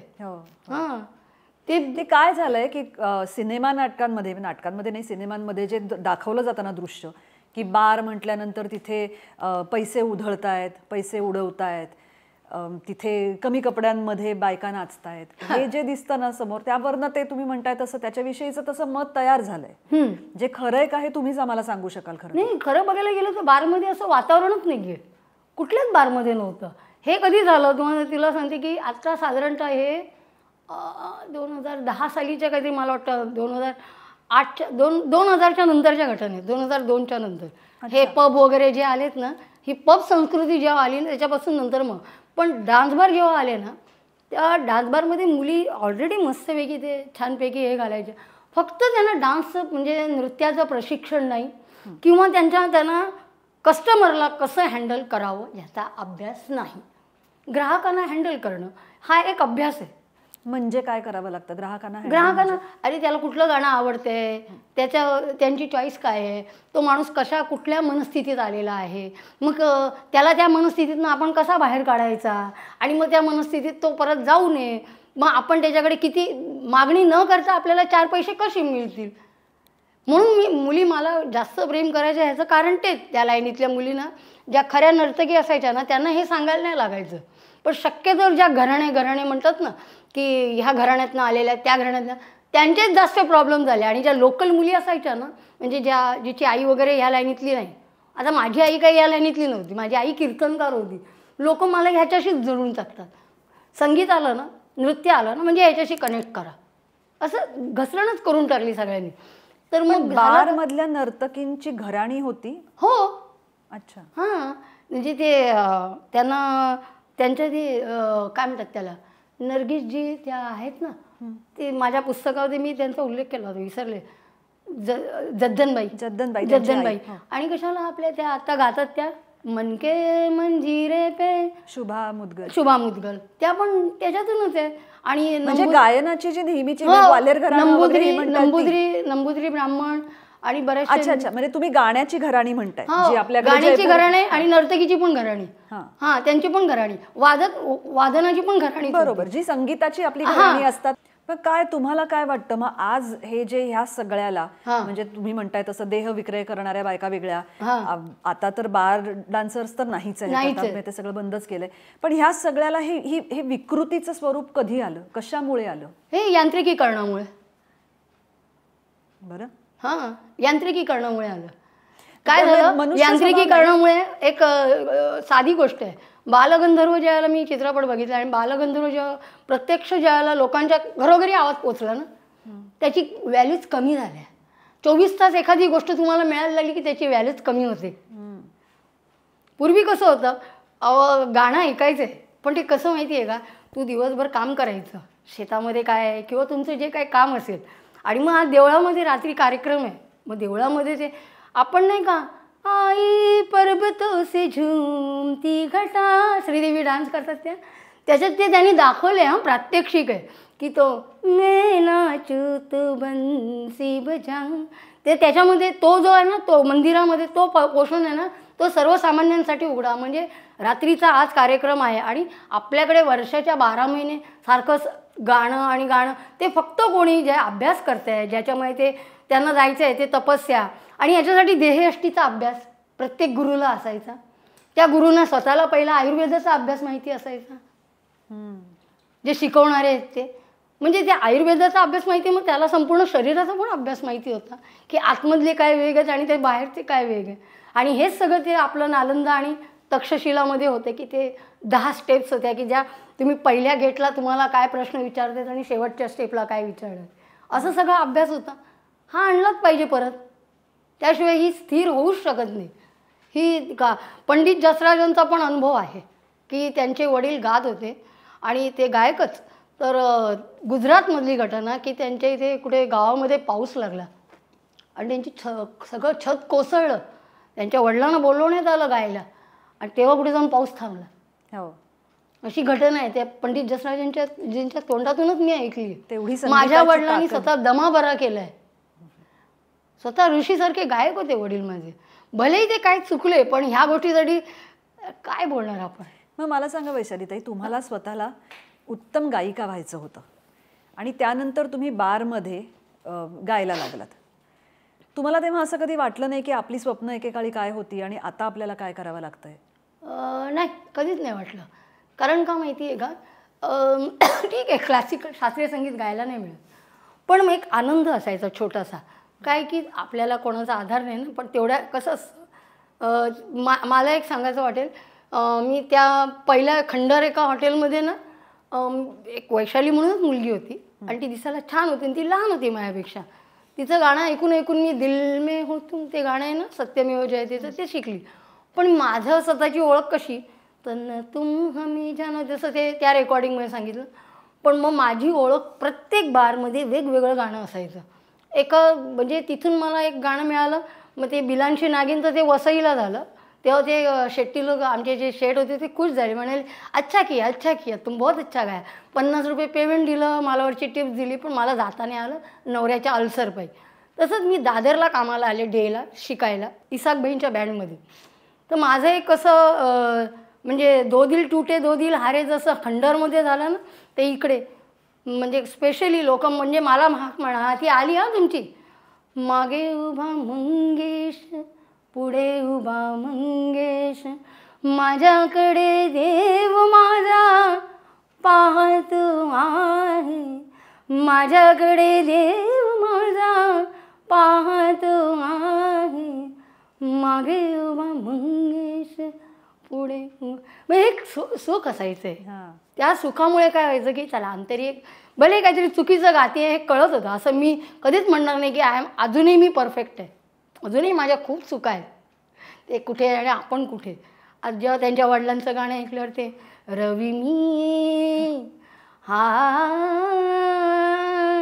चंद्र कसा, ते सगळं ऐकल्यावर असं म्हणजे भरूनच येतं सगळं. ते माझ्यासाठी दैवत आहे फार मोठं. असं आहे. नाही, सगळ्यांसाठीच ती दैवत फार मोठी आहेत आणि काही काही जमिनींवर देवानी सुद्धा उभं राहू नये, पाय ठेवू नये, तशा त्या जमिनी आहेत असंच म्हटलं पाहिजे. या सगळ्यात मला सांगा, तुमच्या आजूबाजूला ज्या पोरी असायच्या, ज्या मुली असायच्या, काय वय असायची हो त्यांची? त्या साधारणतः माझ्याच वयाच्या असायच्या. म्हणजे 15 ते 20च्या मध्ये? 15 वर्ष आहे ना, हे जे वयाचं बंधन आहे हे हल्ली आलं बरं का. मग तेव्हा ते वयाचं बंधन नाही, तेव्हा सगळ्या वयाने मोठ्या असायच्या. अच्छा. हां, कधीच नाही 13, 14, 15 ह्या सगळ्या कधी. ही सगळी घाण आत्ता आली आहे 2008च्या नंतरची घाणी. म्हणजे 2008 नाही सांगते, 2000 पासून आहे फक्त. म्हणजे मी मस्कतला गेले ना त्याच्यानंतर ही सगळी घाण तिथे सुरू झाली. खूप नंतर सगळं ते म्हणजे लहान वयातल्या जेव्हा 2 नंबरचा पैसा यायला लागला ना बारमध्ये, लोक पहिले बिझनेसमॅन वगैरे यायचे, नंतर 2 नंबरचा पैसा यायला लागला ना. असं आहे. हे सगळे दाऊद वगैरे गँग, सगळे डॉन, सगळे यांची लोकं सगळीकडे फिरायचे ना. आणि हे VIP कल्चरच्या नावाखाली कोण सगळे नेते सगळे त्या ह्याला VIP म्हणजे कोण माहिती आहे, ज्यांच्या अंगा खांद्यावरती पोरी बसतात जाऊन त्याला म्हणायचं VIP. हे असे पण म्हणजे वेगवेगळ्या क्षेत्रातली मोठी माणसं असायची. ही वेगळ्या क्षेत्रातली. काही हिरे डायमंड व्यापारी होते पूर्वीच्या काळात, चांगले असायचे ते गाणं ऐकायचे, नृत्य बघायचे, ओपन असायचं, काचेतनं दिसायचं. म्हणजे प्रत्यक्ष मी ती नाचते ना खाली तर मी अशी वरून तिला हात करते, अभि मेरा, म्हणजे ती माझा कोणतरी आलेला आहे, ते आता माझा नृत्य बनणार, मला 2 पैसे मिळेल, असे सगळे होते. अशी फालतूगिरी जी आहे ना ही सगळी जेव्हा ते शूटआउट झालं ना सगळं, तिथपासून ते सगळं असं व्हायला सुरू झालं. नाही, मला हे शूटआउटही म्हणजे हे 2 नंबरचा पैसा, हे सगळे डॉन वगैरे जे म्हणजे दाऊदच्या लोकांचे जसे जे हात आले ना, तर त्याचे हस्त किंवा ड्रग जे काय आले असतील म्हणजे काय म्हणतात त्याला, काय खोटे जे काय म्हणतात त्याला, याचे जे ड्रग्ज आहेत ना, नार्कोटिक्स नाही म्हणत त्याला आपण, चरस गांजा नाही, हे तरी नॅचरल आहेत, पण त्याच्यावरती जे कृत्रिम जेव्हा जे ड्रग वगैरे आले ना, त्याच्यानंतरचं जे चित्र बदललं ना, हे ते त्याच्यानंतरचं आहे. की तेव्हा 14, 13, 15 वर्षाच्या मुली त्या हल्ली तरुण पोरी आणा. आणि शेठ लोकांना कुठे अक्कल असते, कसली अक्कल आहे त्यांना, काय त्यांना कळतं का कोणाला काय पाहिजे, कोणाला काय नाही पाहिजे, सगळं वाटोळं करून टाकलं सगळ्यांनी, असं आहे ते. मग तुम्ही जेव्हा जात होतात तेव्हा 20-25 बायका असायच्या? 18च्या पुढेच. अगं वयस्कर, मी सांगते ना, मला आत्ता पण जर का ती वेळ असते ना, मला आत्ता पण सिंगिंगला बोलवलं असतं. नम्रता दिदी गात होती आमची डोंबिवलीच्या सदानंदमध्ये, तिचं त्यावेळेला वय झालं होतं, 60 वय झाली होती, आणि तरी ती गायची छानपैकी, काय सुंदर गायची. तिला पेमेंट पण देत होते, कारण तिच्याकडे स्टॉक भरपूर, जसं तुमच्या वय वाढत जातं तुमच्याकडे गाण्यांचा स्टॉक वाढत जातो. आणि त्या मेहनत करणाऱ्या स्त्रिया होत्या, प्रश्नच नाही. म्हणजे तुमचं असं म्हणणं आहे की तेव्हाच्या या बार्समध्ये गाण्याला महत्त्व दिलं जायचं? गाण्याला महत्त्व होतं, कलेला महत्त्व होतं. नाचणारी असेल ना, चांगल्या नृत्य करणारी असेल ना, तिला चांगले पैसे मिळत होते. आणि खरं सांगायचं ना, धंद्याचं वाटोळं झालं. खरं बघायला गेलं, कला संपली म्हणूनच धंद्याचं वाटोळं झालं. आणि कलाकारांनी पण ते आपसामध्ये सगळे पॉलिटिक्स केले ना, त्याच्यामुळे पण झालं ते. सगळेजण एकमेकांशी फक्त मोनोपॉली करत बसायचं.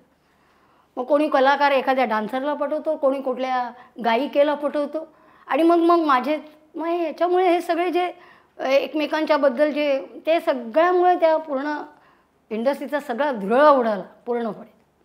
यामध्ये महाराष्ट्रातल्या किंवा मराठी बायका आणि बाहेरून आलेली माणसं, बाहेरून आलेल्या बायका, ह्यांचं प्रमाण किती होतं? मराठी मुली असायच्या. मराठी मुलींना शक्यतो काय माहिती आहे, ह्याच्यातनं मी असा बघत नाही, ह्याच्यात म्हणजे त्या पहिल्या एका मी मुलाखतीत म्हटलं, पण बाहेरच्या मुली यायच्या तर त्याच्यामध्ये काय व्हायचं की तिथून त्या ज्या आलेल्या असायच्या ना, त्या थोड्या दिसायला सुंदर, म्हणजे ठाकूर के घर की बेटी असं म्हणायला हरकत नाही आपण. ते पिक्चरमध्ये तवायफ वगैरे अगदी मोठे असे शब्द आहेत, जरा डायलॉगबाजी अशा पद्धतीने. पण ह्या ज्या मुली आहेत ना मराठीमध्ये, याच्यामध्ये 3 कॅटेगरी असायच्या. एकतर गायिका व्हायच्या, नाहीतर वेटर सर्व्हिस चालू होती चांगली. ते आंदोलन झालं आणि ते कुठे गायब केलं या लोकांनी, आणि त्याच्यानंतर वेटर सर्व्हिस टोटल बंद केली. ते वेटर सर्व्हिस चांगली होती तर मुलींना चांगलं होतं, डिसेंट होतं ते, की तो आले की त्या कस्टमरला पण वाटायचं की कोणतरी आपल्याजवळ एक स्त्री उभी आहे, ती गप्पा मारते, त्याला बरं वाटते, त्याशी 2 शब्द बोलते, त्याला सर्व्हिस करते. घरची बाई करू शकत नाही. घरची बाई सारखी हिणवत असेल, काय दारू पितो घरात बसून, अरे कमवून आणून देते, 1 क्वार्टर पाज ना त्याला, खायला घाल ना त्याला, मच्छी फ्राय, कशाला जाईल तो बाहेर. पण नाही, मग ते हेट्रेड जो आहे ते सहन नाही होत म्हणून तिकडे येणार आहे. ती वेटर सर्व्हिस या लोकांनी बंद केली. आणि त्याच्यानंतर मग त्या मराठी मुलींचं त्या कुठे गेल्या, सगळ्या फ्री सर्व्हिसमध्ये आल्या. म्हणजे फ्री सर्व्हिसमध्ये काय करायचं, कस्टमरच्या बाजूला बसा, डायरेक्ट बसून मग काय ते सांगेल ते करा. आणि त्याच्यामध्ये मग फायदा कोणी उचलला, मग तिकडे डिसेंट कस्टमर सगळे तुटले. जे नोकरी पेशावर वगैरे जे असतील ना, कुठेतरी महिन्यातलं ज्याची ऐपत आहे की नाही मी महिन्याला ना 1000-2000 मी माझ्यासाठी ठेवतो आणि बाकीचे मी माझ्या बायकोला देईन, असे जे लोक होते ते तुटले. ते कस्टमरच गेले, ते संपूर्ण संपले. त्याच्यानंतर मग आला कोण, सगळे चीटर आणि भ्रष्टाचारी. अशा बँकेच्या एक केसवाले आले ना, एक म्युन्सिपाल्टी, आणि मग नंतर सगळे, कारण ते सगळे रंगरूप ओबडधोबड लोक सगळे ते तिकडे येऊन काळोखामध्ये बसून काय करतात ते कोणाला काय कळतं. त्याला म्हणतात फ्री सर्व्हिस. अशा सगळ्या कॅटेगरी झाल्या मराठी मुलींच्या. मराठी मुली फार सुंदर नाही आहेत ना, खूप कमी आहेत सुंदर, पण त्या कष्टाळू आहेत. हे जे तुम्ही मगाचपासनं त्यांच्यामुळे झालं, तुम्ही पुस्तकात सुद्धा आबांचा उल्लेख केला की आबा पाटील त्यांच्यामुळे हे सगळं झालं वगैरे वगैरे. पण ते होण्यामागे काय कारण झालं, म्हणजे का ते आंदोलन झालं, का बार डान्सर्सवरती बंदी आली, त्याला खरं बघायला गेलं ना तर मला अजूनपर्यंत कळत नाही. माझ्याकडे ती वर्षा आली, ती मला ट्रेनमध्ये भेटली. वर्षा काळे ती भेटली आणि मग ती म्हणते, अरे ते सोनिया गांधींनी असं असं सांगितलं आहे आणि अमेरिकेने पण सांगितलं आहे की तुमच्याकडे कुठले असे क्राईम चालतात. म्हटलं डान्स आमच्या बारमध्ये कुठले क्राईम चालतात? कोण कोणाला गोळ्या घालत सुटले? कुठे रोज मर्डर होत आहेत का तिथे? काय तुमच्या पेपरला उलट आज जेवढे गुन्हे होते तेवढे गुन्हे तेव्हा होत नव्हते. जसे डान्स बार, मी तर म्हणते ना, जसे डान्स बार आणि ऑर्केस्ट्रा बारचा सगळा नाश केला आहे ना, तिथपासून क्राईम वाढले. क्राईम रेट तुम्ही बघा, जाऊन चेक करा. हे मी डंके की चोटमध्ये सांगते. कारण का त्यावेळी ती म्हणते तुमच्या इथे क्राईम चालतं, असं चालतं. आणि मग नाही आपण सगळ्या मुलींना हे करू.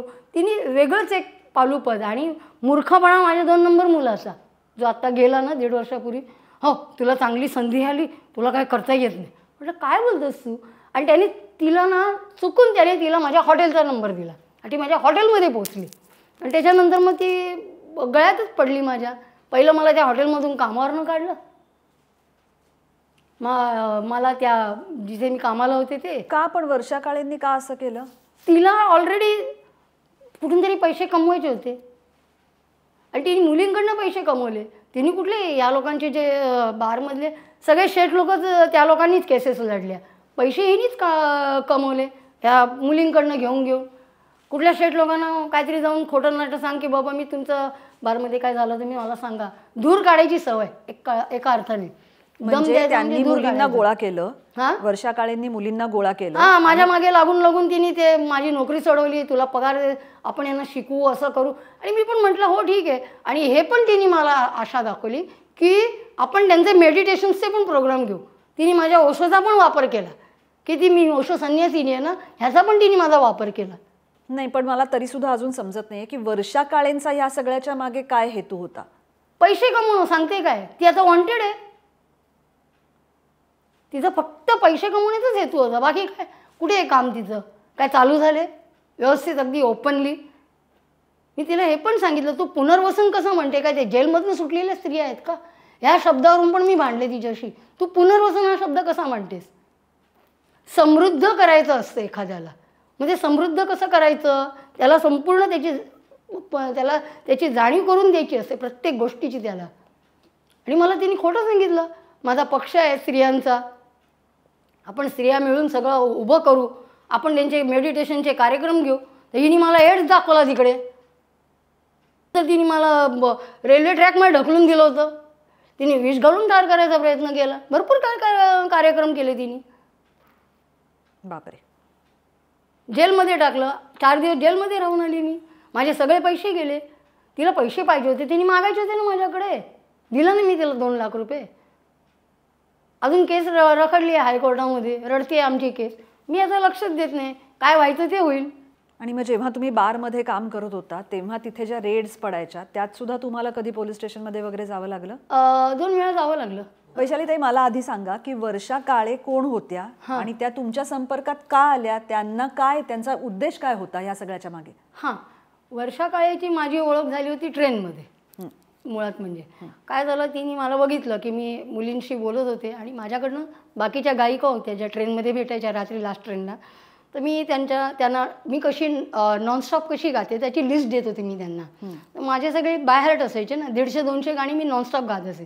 तर ते त्यांना मी लिस्ट देत होते आणि तिने बघितल्यानंतर तिने ते म्हणजे, आणि मला त्यावेळेला तिने एवढंच सांगितलं की तू काय करते? म्हटलं गायिका आहे. अच्छा. मला वाटलं कोणतरी सोशल वर्क आहे, कारण तिने ते साडी घातली होती ती सोशल वर्करसारखी वगैरे. म्हणून मी आपली ती एक इम्प्रेशन असतं आणि बरं वाटतं कोणतरी शिकलेली स्त्री आपल्याशी व्यवस्थित बोलते. कारण आमच्या नाईट लाईफच्या ज्या ट्रेनमध्ये कोणी शक्यतोवर म्हणजे नव्हते, रात्रीच्या बायका नसत. तर ती आपल्याला कोणतरी एक सुशिक्षित बाई आपल्याशी चांगलं बोलते अशी बॉयकट वगैरे केली म्हणजे आपल्याला असं वाटतं की ती ॲडव्होकेट आहे किंवा काय, अशा हिशोबाने. तिची आणि माझी भेट झाली आणि त्याच्यानंतर तिने काय ओळख करून दिली स्वतःची? मी कोण आहे म्हणून सांगितलं तुम्हाला? काहीच नाही. तिने आधी नंतर मला घरी बोलवलं. म्हणे तू घरी ये कधीतरी. मी म्हटलं ठीक आहे बघते. आणि तिला मी घरचा नंबर दिला. म्हटलं मी आत्ता घाईत आहे, माझा आता ती डोंबिवली आली तिथपर्यंत, म्हणून तिला घाईत मी नंबर दिला.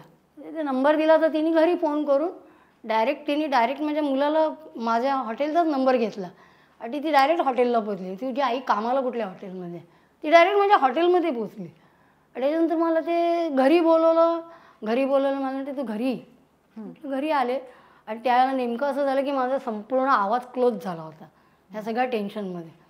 आणि ती म्हणते की तुला मी पगार देईन आणि मी स्त्रियांचा पक्ष. तर मी ओशनचं ते माझ्या डोक्यात होतं ना, नारीवर क्रांती, स्त्रिया क्रांती करणार, फेमिनिस्ट वुमनिस्ट, हे सगळं माझ्या डोक्यामध्ये थोडंफार होतं. म्हणून मी तिच्या म्हटलं अरे क्या बात आहे, नारीवर क्रांती म्हटलं मी नक्कीच तुला सहकार्य करेन. काय म्हटलं तू जे सांगशील तर मुली सगळं करतील. मुली अशा आहेत की तू म्हणशील जीवाला जीव दे ते सगळं करतील मुली.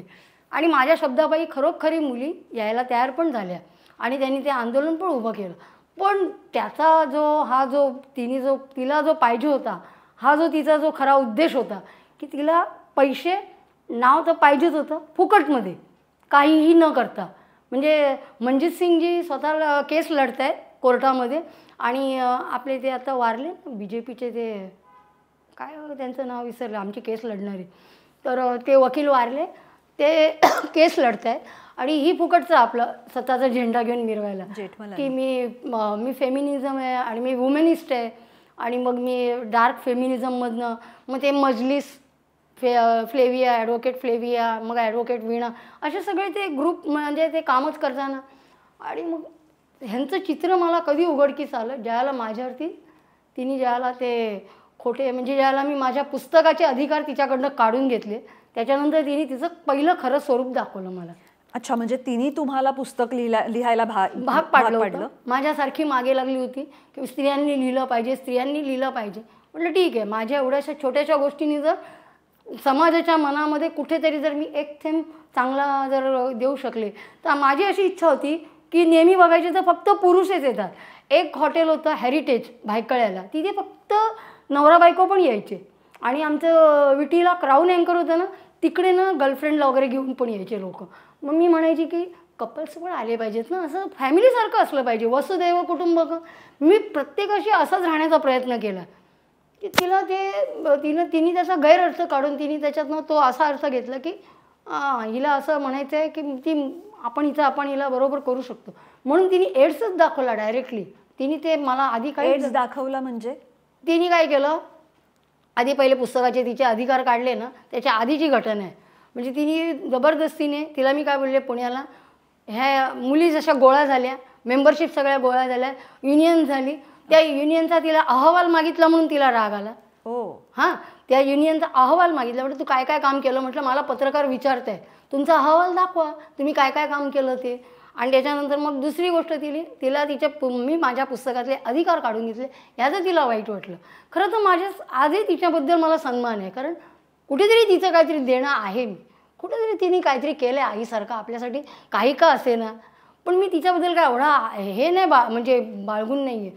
पण तिच्या मनामध्ये हे आतमध्ये होतं जेलस, तिच्या आतमध्ये सगळं. आणि आणखी काय, तिला तो पक्ष काढायचा होता, तो पक्ष कुठे झाला ते सगळं तिने खोटं केलं होतं. म्हणजे तिचा तो पक्ष फेल झाला होता, हे पण मला नंतर कळलं. राजकारणामध्ये एक पायरी पुढे जायचं होतं म्हणून त्यांनी तुम्हा सगळ्यांचा वापर करून घेतला असं तुम्हाला वाटतं? असं आहे.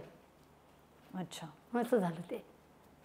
त्याच्यात त्या घटनेचा पण तो माझ्या मुलांनी ज्याला मुलालाही बदनाम तिनेच केलं आहे की मुलांनी माझ्यावर बलात्कार केला म्हणून तिने असं केलेलं आहे. मुलांनी बलात्कार नाही केला माझ्यावर. मुलगा माझ्याकडे कंटिन्युअसली रोज रात्री मला सारखा म्हणायचा, आई एकदा समजून घे, आई एकदा, अशी त्याची अवस्था झाली ती बिकट. अरे मुलांकडे कपडे नाही घालायला, आमच्याकडे नोकरी नाही, पैसा नाही, घरात पाणी भरलं आहे पावसाचं, कशा अवस्थेत आहे, अन्न नाही काय नाही. आणि त्या मुलाला ऑटिझमच्या गोळ्या. अशी घटना घडते, अनेक स्त्रियांबरोबर घडते, कोणी बोललं नाही. फक्त एक आई तुम्हाला खरं काय ते सांगायला तयार आहे, आणि ती म्हणजे वैशाली आळंदकर. आत्ता एका आईचं प्रकरण आलेलं आहे. ती म्हणाली त्या दिवशी की माझा मुलगा कधी मरतोय असं मला झालं आहे. पण हे होतं, त्याला त्या गोळ्या दिल्या या लोकांनी, त्याला जबरदस्ती मेंटली अपसेट आहे म्हणून दाखवण्यात आलं की तो स्किझोफ्रेनिक आहे. तो स्किझोफ्रेनिक नाही आहे, त्याला कोणीतरी त्याची घुसमट काढणारा माणूस पाहिजे. आणि यांच्यावरती मुळात काय झालं आहे ना, आपल्याकडे ना सगळ्यांनी वाईट टाकलं एकमेकांना, आणि त्या वाईट टाकण्याचा परिणाम असा झाला आहे की प्रत्येकजण आतमध्ये घुसमटलेला आहे. कारण मी असं समजत नाही की कोणीही मनोरुग्ण आहे. कारण महावीरांनी सांगितलेलं आहे, भगवान महावीरांचं एक छान वक्तव्य आहे, मन हे 10 दिशांनी तुमचं फिरत असतं. मन कधीच रुग्ण नसतं, फक्त त्याच्या वाटा वेगवेगळ्या आहेत. त्याला समजून घेता आलं पाहिजे. त्याचे सगळे तुम्हाला उन्माद समजले पाहिजेत. त्याच्यातले सगळे, मग एखाद्याला वाताचे चटके येतात, कोणाला पित्ताचे त्रास होतात, कोणाला कसले त्रास होतात. त्याच्या प्रकृतीप्रमाणे त्याचे ते वेग बाहेर येत असतं आणि ते जर तुम्हाला थांबवता येत नाहीत, तुम्ही कसले डॉक्टर, तुम्ही भलतीकडेच. पण एवढ्या प्रमाणात ही बाहेरची मंडळी तुम्हाला त्रास देत होती किंवा तुमच्या मुलाला त्रास देत होती, मग तुम्ही कुणाचा आधार घेतलात किंवा कुणाकडे तुम्ही मदत मागायला गेलात? कोणाकडेच नाही. कोणाकडे जाणार? कोण आहे? आणि ह्या सगळ्या काळात जगी ज्यासं कोणी नाही त्यासं देव आहे. या सगळ्या काळात तुमचं काम सुरू होतं, बारमध्ये जाणं सुरू होतं, पण तोपर्यंत मला वाटतं बंद व्हायला लागले असतील. नाही, म्हणजे मी मुलगा आजारी पडला ना, त्याला हॉस्पिटलला असं ना, नाही हॉस्पिटलला नाही, त्याला घरी आणलं होतं, इथपर्यंत काम करत होते मी. थोडं मागे जाऊ. आधी सुरुवातीला तुमची दोन्ही मुलं तुम्हाला गावाला ठेवायला लागली? हो, लहानपणी त्यांच्या. त्याच्यानंतर मग माझ्याकडे आली ना ती राहायला. हां, ते सारखं येणं जाणं असायचं.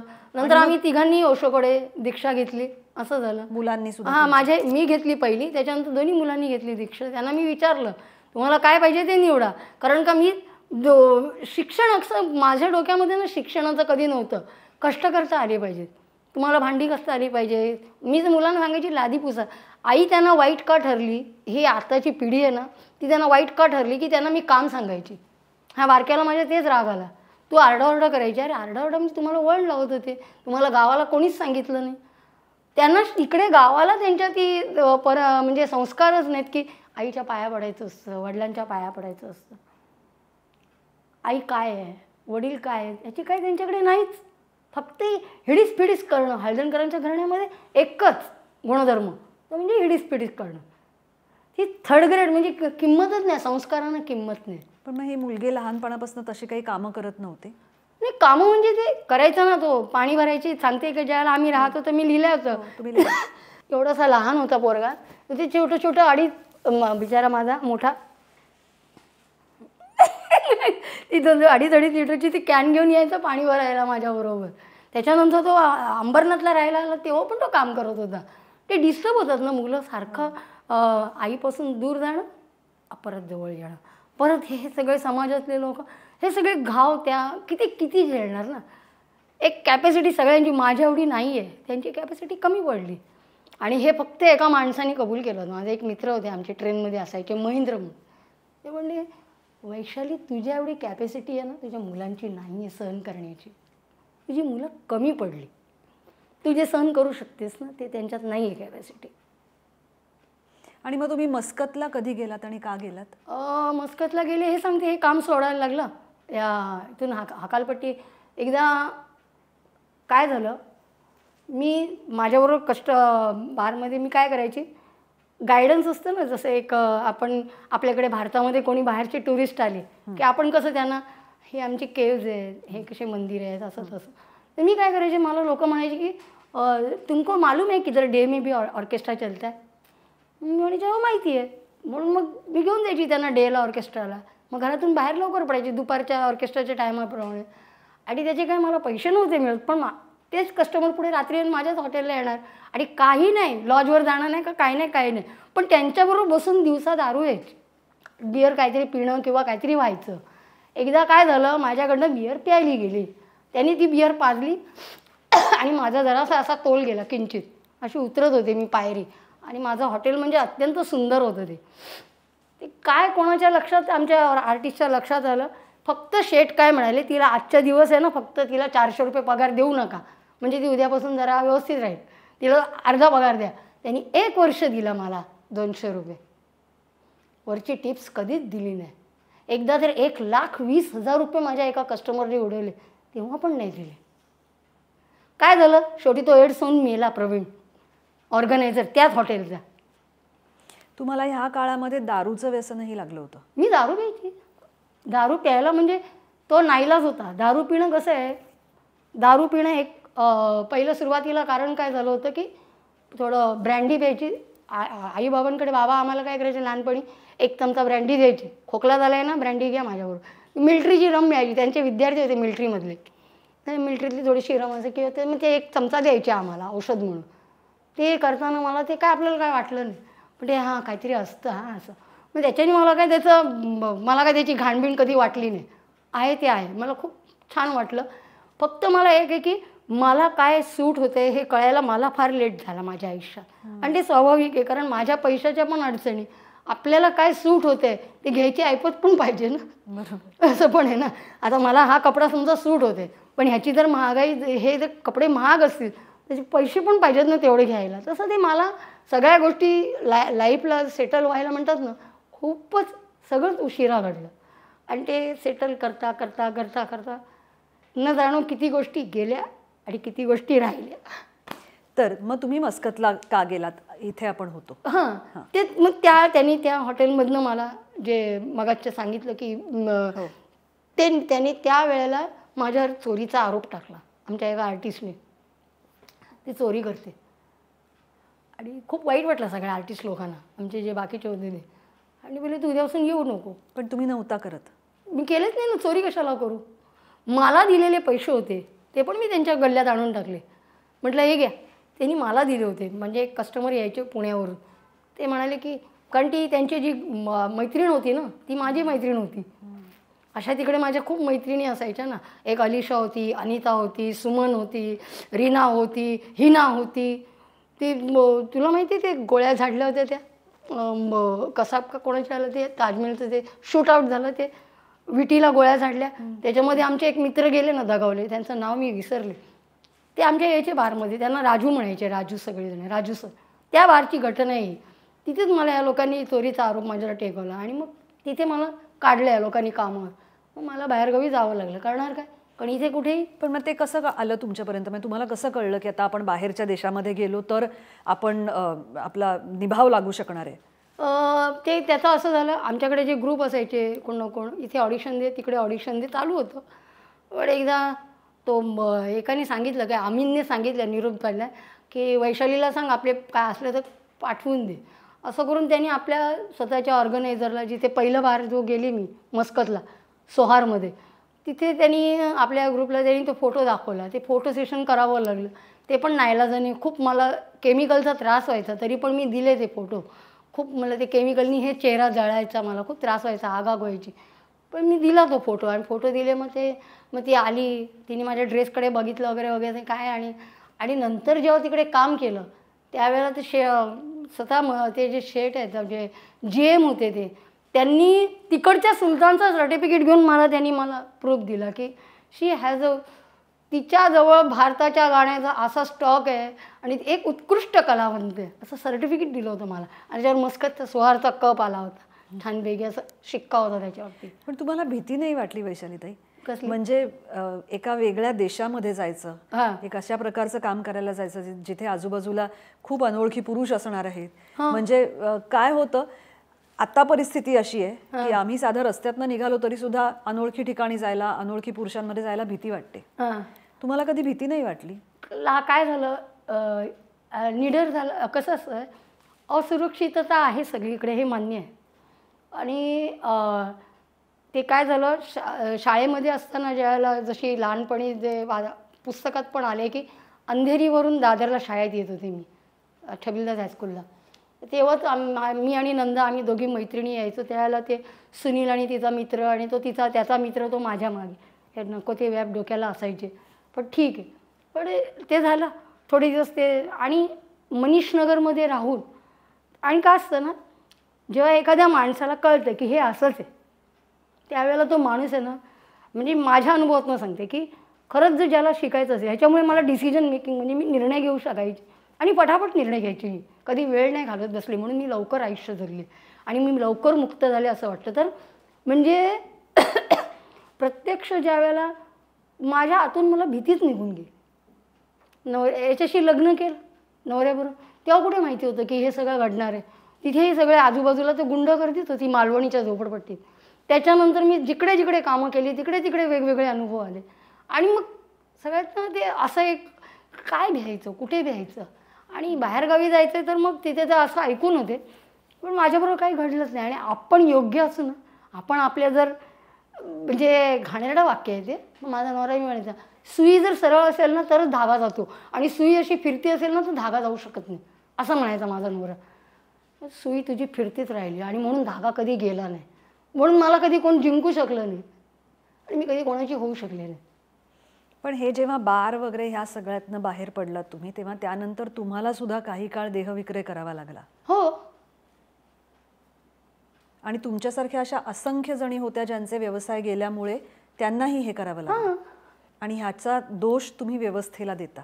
हां, दोष म्हणजे काय, कारण बाकी तुमच्याकडे म्हणजे काही पर्याय नाही कुठल्याही गोष्टीचा. आणि कुठे एक मनस्थिती आहे ती, ते काय असतं, एखादा माणूस जेव्हा त्याच्यामध्ये 100% उतरतो, तो जरुरी नाही की तो प्रत्यक्षात प्रत्येकाला. कित्येक मुली तर आता ती परवा कुठलं तरी हेल्पलेस फाउंडेशन म्हणून आहे, त्याच्यामध्ये एक गायिका आली आहे, ती गाते हर किसी को नहीं मिलता. ते बघ ते यूट्यूबला सोशल मीडियावर तुम्हाला खूप बारमधल्या मुली भेटतील. वेड्या झाल्यात मुली, केवढ्या मुली, 300-400 मुलींची आत्महत्या केली. मला सांगा वैशालीताई, ह्या सगळ्यामध्ये एका स्टेजला तुम्ही तुमच्या नवऱ्यापासून दूर झालात, दोन्ही मुलांना घेऊन बाहेर पडलात. मग त्यावेळेला असं नाही का तुम्ही कधी प्रयत्न केला किंवा असा नाही का विचार आला की दुसऱ्या कोणाशी तरी आपण लग्न केलं तर कदाचित आपल्याला पुन्हा काहीतरी सिक्युरिटी मिळू शकेल? नाही, कारण मी माझ्या डोळ्यासमोर अशी उदाहरणं पाहिली होती. त्या एक फायदा झाला माझ्या आयुष्यात, जे मला अंधेरीमध्ये राहून नव्हतं कळलं, ते मला त्या मालवणीच्या बऱ्याचशा त्या झोपडपट्टीमध्ये काही गोष्टी अशा जाणवल्या की ज्या बाईला मुलं झालेली आहेत ना, तिच्यावर कुठलाही पुरुष दुसरा संसार करत नाही, हे माझ्या लक्षात आलं होतं.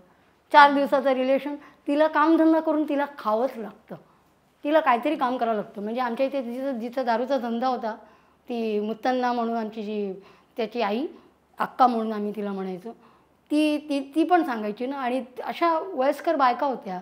परत ती शांता अक्का, जिचा मी उल्लेख माझ्या पुस्तकात, तिने पण तिच्या आयुष्यात तिला तिचा नवरा सोडून गेला, त्याच्यानंतर ती त्या जीवन काकांबरोबर होते. ते सगळं डोळ्यासमोर माझ्या खूप स्त्रियांचं असं आयुष्य की ज्यांना पहिल्या नवऱ्यापासून त्या दुरावलेल्या आहेत, पण दुसऱ्या माणसाबरोबर राहायचा प्रयत्न केला कायमस्वरूपी, की तो ब्लॅकमेल करतो, तो चांगला वागत नाही, त्याची वागणूक चांगली नसते, हे मला माहिती आहे. म्हणजे त्यांचं ही संस्कृती, म्हणजे थोडक्यात असं म्हणायला हरकत नाही की भगवान श्रीकृष्णाच्या काळातली जी संस्कृती होती की मी दुसऱ्याचं मूल सांभाळू शकतो. श्रीकृष्ण हा जसं दुसऱ्याच्या वीर्यातनं आलेला मुलगा, फुकट आम्ही त्याला अशी नाती गोती सगळी लावतो, पण मला तर असं वाटतं की तो त्याच्या बहिणीचा किंवा भावाचा मुलगा जरी नसला, पण ही उत्कृष्ट आपल्याकडे एक व्यवस्था अशी होती की आम्ही दुसऱ्याचं जरी मूल असलं तरी आम्ही ते आपल्या मुलासारखं जपू आणि त्याला घडवू. ही व्यवस्था आजच्या ह्याच्यामध्ये नाही आहे, अजूनही नाही. किती शिकले तरी ते कुठेतरी त्यांच्या आतमध्ये माझा DNA त्याच्यात नाही आहे, त्याचा DNA माझ्याशी नाही, ते फक्त दिखावा आहे. मला नाही वाटत कुठलेही कोणी सुखी नाही आहेत ते दुसऱ्यांची मुलं सांभाळण्यात. अजूनही पुरुष तेवढे प्रगल्भ नाही आहेत. आता परत कसं आहे की तुम्हाला 2 मुलगी, हो, तुम्ही तुमच्या आयुष्यात इतके अनुभव घेतलेत, इतक्या पुरुषांचे अनुभव घेतलेत, पुरुष कसे वागतात हे तुम्ही बघितलं. तुम्हाला असं नाही वाटलं की आपण आपल्या मुलग्यांना वाढवताना ह्याच्यापैकी त्यांना ह्या 4 गोष्टी सांगू, असं करू नका? ते सांगितलं आणि माझ्यावर ते उलटं झालं, घडलं. त्याचं कसं असतं माहिती आहे, पुरुष कधी ऐकतात ह्याचा पण मी एक अभ्यास केला आहे. जेव्हा एक पुरुष आहे ना, त्याला जेव्हा दुसरा पुरुष सांगतो ना, समजवतो, त्याच्यापेक्षा एक एजेड माणूस, त्यावेळेला त्यांनी काय केलं, माझी बाजू कशी कमी पडेल असं दाखवायचा प्रयत्न केला प्रत्येक पुरुषांनी. माझ्या मुलाला समजवायचं आहे ना, तर माझी बाजू कशी कमी आहे आणि दुसऱ्या त्या बाकीच्या कशा ग्रेट आहेत हे दाखवायचा नेहमी प्रयत्न केला. मी हे प्रयत्न करून पाहिले आणि त्यांना सगळं सांगायचे की माझ्याबरोबर काय चालतं. त्याच्यावरून घाणेरडे अनुभव त्यांनी माझ्यावरती, मग तुला हा का आवडला, तो का आवडला, बरं मी त्याची उत्तरं दिली नाही तर त्याला एवढं राग आला मोठ्या मुलाला. मी तुम्हाला तेच विचारणार होते की तुमचे मुलगे मोठे झाल्यानंतर त्यांनी तुम्हाला थांबवलं नाही की आता तुम्ही बारमध्ये काम करू नका किंवा तुम्ही देहविक्रयाचं काम करू नका? नाही, देहविक्रीचं त्यावेळेला पण देहविक्री काय हा रोजचा धंदा नव्हता माझा. क्वचित मला, कारण का कधीतरी नळाचं बिल भरायचं आहे अशी एक परिस्थिती आली होती, कधी मला लाईटचं बिल भरायचं अशी परिस्थिती आली, नाही तर मग मी 50-100 मध्ये कुठेही काम करून खातच होते, असं काही हे नाही आहे. आणि देहविक्रय हे फक्त आमच्या लाईनीमध्ये म्हणजे बार लाईनीमध्ये आहे म्हणून ते लोकांना देहविक्रय म्हणजे काहीतरी मोठं वाटतं. पण आज रस्त्यावरस्ती ज्या मुली उभ्या राहतात त्यांचं जाऊ दे, पण कित्येक अशी कामं आहेत की त्याच्यामध्ये पहिलं हळूच ही म्हणजे म्हणतात ना टेबलाखालची ती रिश्वतच आहे एक तऱ्हेने. ते अशा कित्येक घटना आहेत की जिथे तुम्हाला पहिलं थोडंसं असा पदर सरकला म्हणजे तुमची किंमत वाढली. तेवढी सरकवायची ते असेल तर सांगायचा मुद्दा. आणि मुलांनी सांगायचा प्रश्न नाही, मुलं एवढं सांगायला तेवढी समजदार तर व्हायला पाहिजेत. त्यांना ते काय सांगणार, कुठल्या अँगलनी सांगणार. मी ज्या ठिकाणी घर बांधलं होतं अंबरनाथला कोणीतरी त्या दिवशी पटकन मला काहीतरी म्हणालं की एवढं सगळं करायची काय. अरे एक मला कोणतरी मध्ये म्हणालं की हो म्हणे डोंबिवलीमध्ये एवढं घरं स्वस्त मिळत होती तेव्हा. म्हटलं माझी ऐपत होती, माझी पात्रता, माझी लायकी होती का घेण्याची. मी याच भाषेत बोलू. 5 आणि 6 हजार रुपयाची मी जागा घेऊ शकत होती फार तर फार. ते पण अर्धा एकर पण नाही, म्हणजे 10 बाय 10ची गुंठ्याची जरी जागा मिळाली तर ते नशिबाने मला कुठेतरी जाऊन अर्धा गुंठा जागा मिळाली होती आणि त्यात मी घर बांधलं होतं. घराच्या किमती काय आहे, करोडो रुपये. म्हणजे रोटी कपड्यावर मकानच्या पुढे काय राहिलं. आणि हे जर एखादे कलावंतांच्या आयुष्याला हे दुर्दैव आहे. माझे वडील काय, मी काय, किंवा कीर्तनकार काय. आजचे कित्येक असे मोठे मोठे चांगले कलावंत आहेत की त्यांची अवस्था वाईट आहे प्रचंड. मग हे जे तुम्ही युनियन केलं होतं हां, त्यात हीच तर अपेक्षा होती ना की तुमच्यासारख्या कलाकारांना त्यातून काहीतरी मदत व्हावी म्हणजे किंवा उत्पन्न.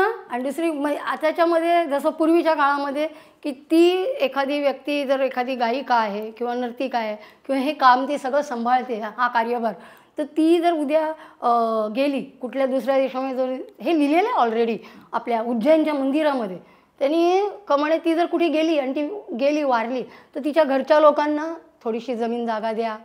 त्यांच्या मुलांशी लग्न करायला लाईन लागायची लोकांची. ही त्या काळची अवस्था होती. आणि आज कुठे आहोत आम्ही, ही अवस्था आहे आज. आज सगळं म्हणजे लुकाछुपी झालेलं आहे सगळं. आणि मग ह्यानंतर तुम्ही ओशोंकडे कशा काय गेलात, म्हणजे रजनीश आश्रमात. ओशो मला वाटतं तोपर्यंत गेलेले होते, तुम्ही गेलात तोपर्यंत ओशो नव्हते. मी फक्त जेव्हा गेले ना तेव्हा ते माझ्या म्हणजे मी बारमध्ये आले त्यावेळेला तो कालावधी होता ना त्या 90च्या सुमारास ओशो तेव्हा देह सोडला होता. ते पेपरला आलं होतं, आम्ही ज्यांच्याकडे कामाला होते ना, मला वाचनाची आवड, तर तिच्याकडे नवा काय यायचं म्हणून ते पेपरमध्ये बघितलं. ते नाव लक्षात होतं, संभोग से समाधी की ओर. आणि मग ते मला ते माझ्या कामाच्या वेळेला ते एकदा असं ज्या तो टार्झन माझ्या आयुष्यात आला.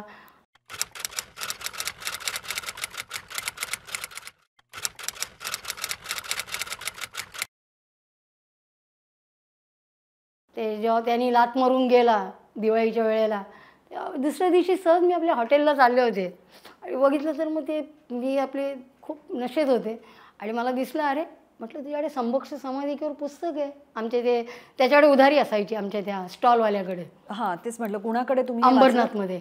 तर ते तो पण आता आहे की नाही माहीत नाही, त्याचे वडील काहीतरी मला ते पॅरालिसिस झालं. तर ते पुस्तक म्हटलं मला दिसलं आणि मी त्याला म्हटलं हे पुस्तक मला पाहिजे.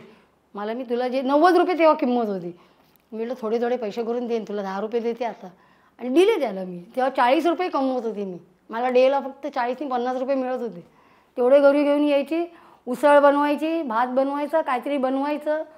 आणि त्या टार्झनची काहीतरी मित्राची बायको आणि मित्र माझ्याच घरात राहत होते, ते आणत होते काहीतरी, असं चाललं होतं. टार्झन म्हणजे तो एक पुरुष जो तुमच्याबरोबर क्रिमिनल पुस्तकात तुम्ही उल्लेख केला. होय. आणि मग ते त्यावेळेला ती थोडे दिवस माझ्या घरात होती, त्यांचं काहीतरी खोली खाली झाली होती म्हणून. आणि तेव्हा मग ते पुस्तक घेतलं मी आणि मग ते त्याला कसे करून ते पैसे दिले. त्याच्यानंतर मग जे त्याला माझी उधारी चालायची म्हणून त्यांनी मला दिलं आपलं. आणि मग मी मृत्यू सिखाता हूँ आणि परत बरीचशी पुस्तकं अशी मी त्यांच्याकडनं घेत खूप वाचन झालं. आणि मग तो जो एक बसला झटका की नाही आता आपण पुण्याला जाऊन घेऊया. आणि खरंच ज्या दिवशी निर्णय घेतला पुण्याला जायचा त्या दिवशी मला माझ्या सद्गुरूंनी एवढा मोठा आशीर्वाद, मी सगळ्यांना सांगते, तो माझ्या आयुष्यातला म्हणजे माझ्या आयुष्यातला खूप मोठा दिवस. कारण मी नुसतं तिकीट काढायचं असं ठरवलं की मी आता जाणार आहे पुण्याला.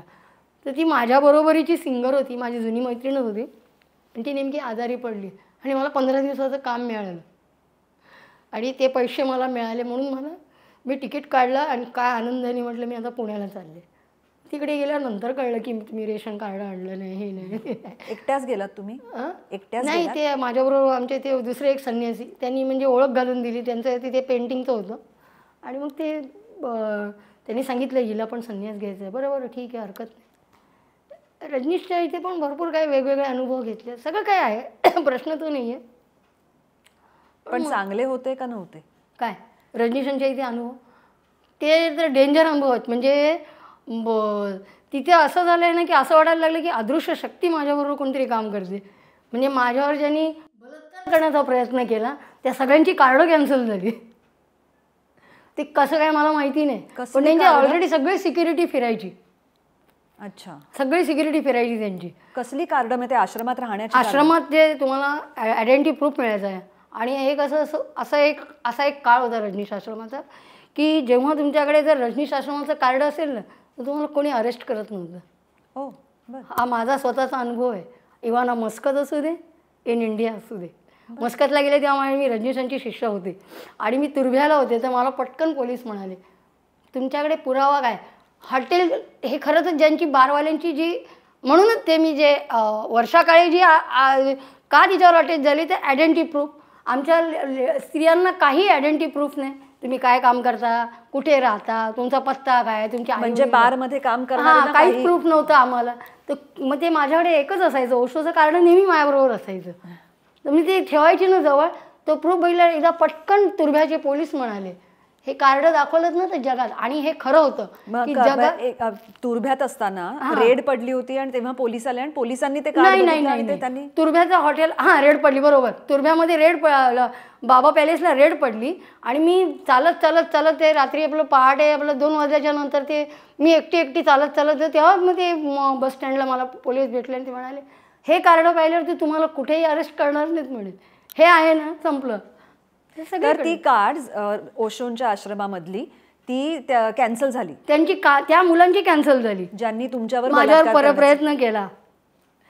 त्यांना असं वाटलं की ही आपल्या म्हणजे मला खूप ताप आला होता आणि एकाने मला सांगितलं चल मी तुम्हाला घेऊन जातो आपल्या रूमवरती.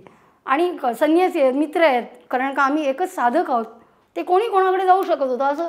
आणि कसं वाटतं ना, वसुधैव कुटुंबकम हे आपल्या आतमध्ये जे भरलेलं, तर ते सगळ्यांना मला वाईट अनुभव येण्याची कारणंही पण हीच आहेत की मी कस्टमरला पण कधी दुसरा कोणी परका समजलेच नाही. त्यांच्याबरोबर मी ओशो सांगायला जायची, ते माझा गैरअर्थ काढायचे. हिला ना फार आवडतं ये चमड़ी के बारे में बहुत अच्छा बात करने का, इसको अच्छा लगता है. हे त्यांच्या डोक्यामध्ये, माझ्या हृदयामध्ये नाही, त्यांच्या डोक्यात असं. तसं ते ह्या लोकांना पण अरे हे काय विचारायलाच नको. ते मी तुमच्याच मला वाटतं कुठल्या तरी एका ह्याच्यामध्ये गिरजा ओकचं ते एक वाक्य ऐकलं होतं. आपल्याकडे जरासं जर स्त्रीने असं जरासं मोकळेपणाने बोललं की त्यांना असं वाटतं की ताबडतोब ही एकदम फ्री आहे. असं नसतं. फ्रीच आहे, मी मोकळीच आहे, सगळ्या मुलांसाठी फ्री आहे. तेव्हाही होती आणि आजही आहे.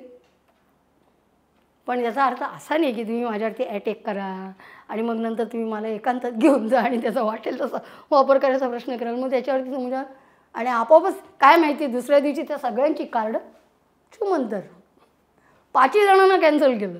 त्या लोकांना हाकलवून लावलं आश्रमात. एवढं स्ट्रिक्ट होतं आश्रम. ते आता सगळं तिकडे पण सगळं डिस्टर्ब झाले. तुम्हाला काय वाटतं तुमच्यात आतून बदल झाला रजनीशांच्या आश्रमात जाऊन आल्यामुळे?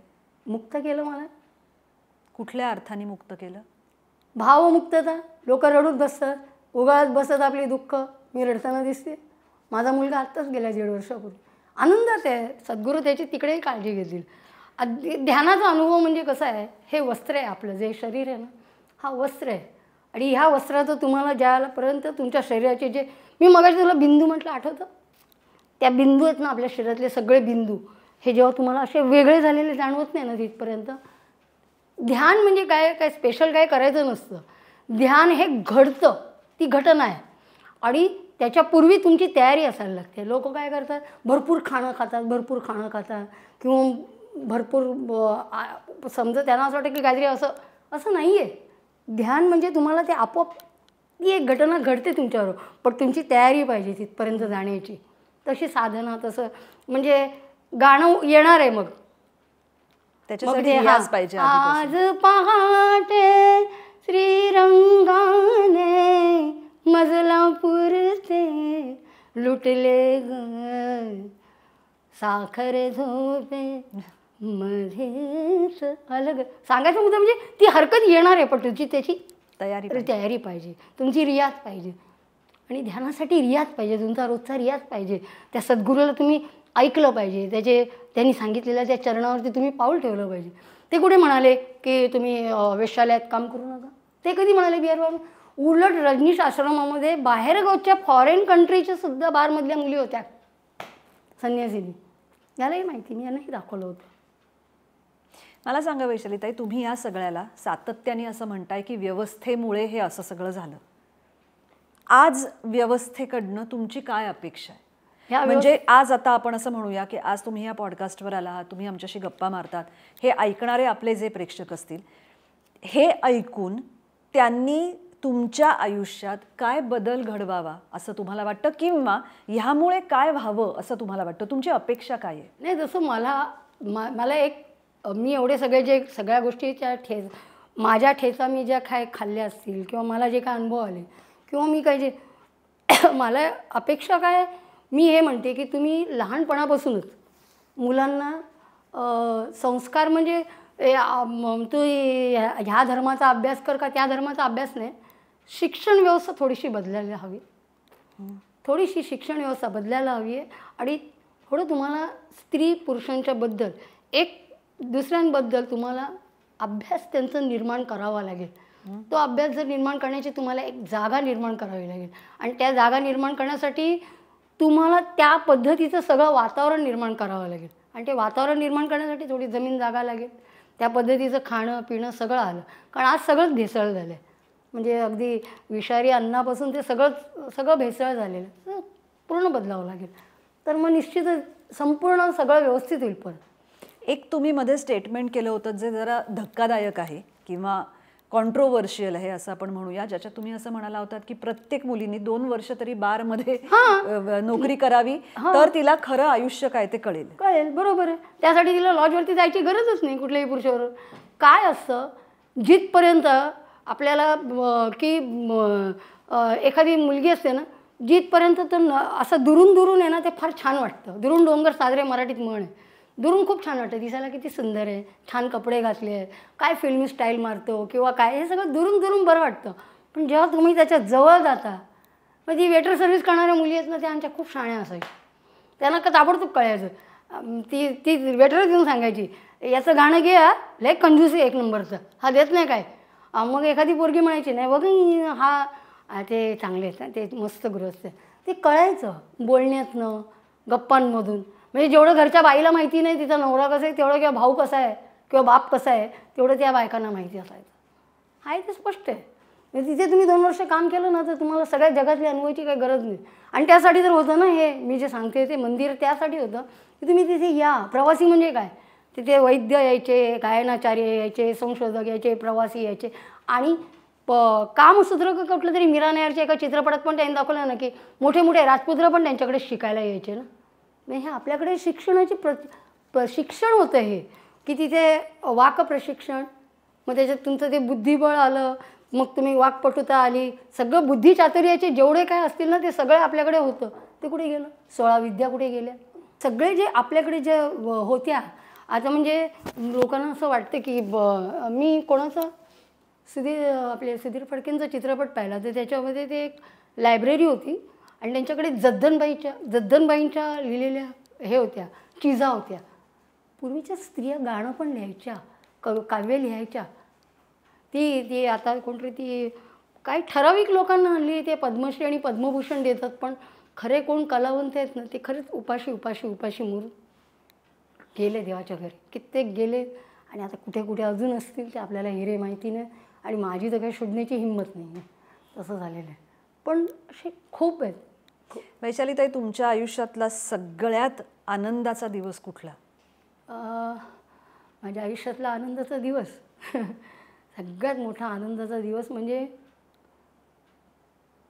मी आनंदी असं मला आनंद बारमध्ये गायला मिळायचा ना, जेव्हा माझ्याकडनं माझ्यासाठी कोणी म्हणजे लोक जे खास स्पेशली जेव्हा ते शास्त्रीय संगीत ऐकायला यायचे ना लोक, म्हणजे शास्त्रीय संगीत म्हणजे ते फार वेगळं वाङ्मयीन संगीत, पण ते भावगीतं वगैरे ऐकणारे वगैरे जे आले कस्टमर की तो माझा दिवस मग काय किंवा ते मला असायचं बाबा मग आणि ते रोज असायचं. तो आनंदाचा स्पेशल माझं जे असायचं. आणि ओशोंच्यामुळे ते जास्त झालं ना, ते एकदम स्थिर झालं त्याच्यामुळे. आणि तुमच्या आयुष्यातला सगळ्यात वाईट दिवस कुठला? माझ्या आयुष्यातला वाईट दिवस वाईट दिवस म्हणायला गेलं तर असे माझी दोन्ही मुलं पण गेली. त्याच्याशिवाय अजून काय राहिलं आता. संपलं सगळं.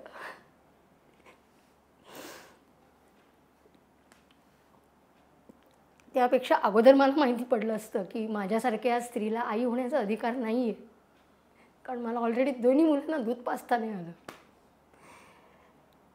हे जर मला माहिती असतं तर मी मुलं जन्माला घातली नसते. हे बोलणारे त्यावेळेला डॉक्टरही नव्हते, आई वडीलही नाही, कोणीच समाजामध्ये कोणालाच माहिती नाही कुठल्या स्त्रीने आई बनायचं, कुठल्या स्त्रीने आई बनायचं नाही. तो आनंद मला माहितीच नाही. मग मी कसा सांगू मात्र तुझा आनंद काय? हे मी फक्त सगळे आनंद मानत आलेले आनंद आहेत. म्हणून त्याच्यावर एकच मात करते ते म्हणजे माझं गायन. ते मला सगळं विसरायला लावतं.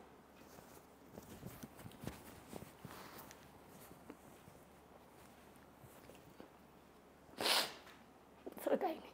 हाच माझा आनंद. जी गोष्ट आपल्याला सगळ्यात मनापासून आवडते ती आपल्याबरोबर शेवटपर्यंत असते. तुमचं गायन तुमच्याबरोबर नक्की असेल. म्हणते ना ते कुठलं गाणं नाही का ती लताबाईंचं, नाम गुंजाएगा चेहरा ये मेरी आवाज पहचान. म्हणजे एक आता माझा आवाज काय रेकॉर्डिंगचा प्रश्न नाही, पण आपल्याकडे जसं अशी एक संधी नाही मिळाली की प्राण्यांना पक्ष्यांना छानपैकी गाणं ऐकवायची संधी आणि त्यांना वळण लावायची संधी.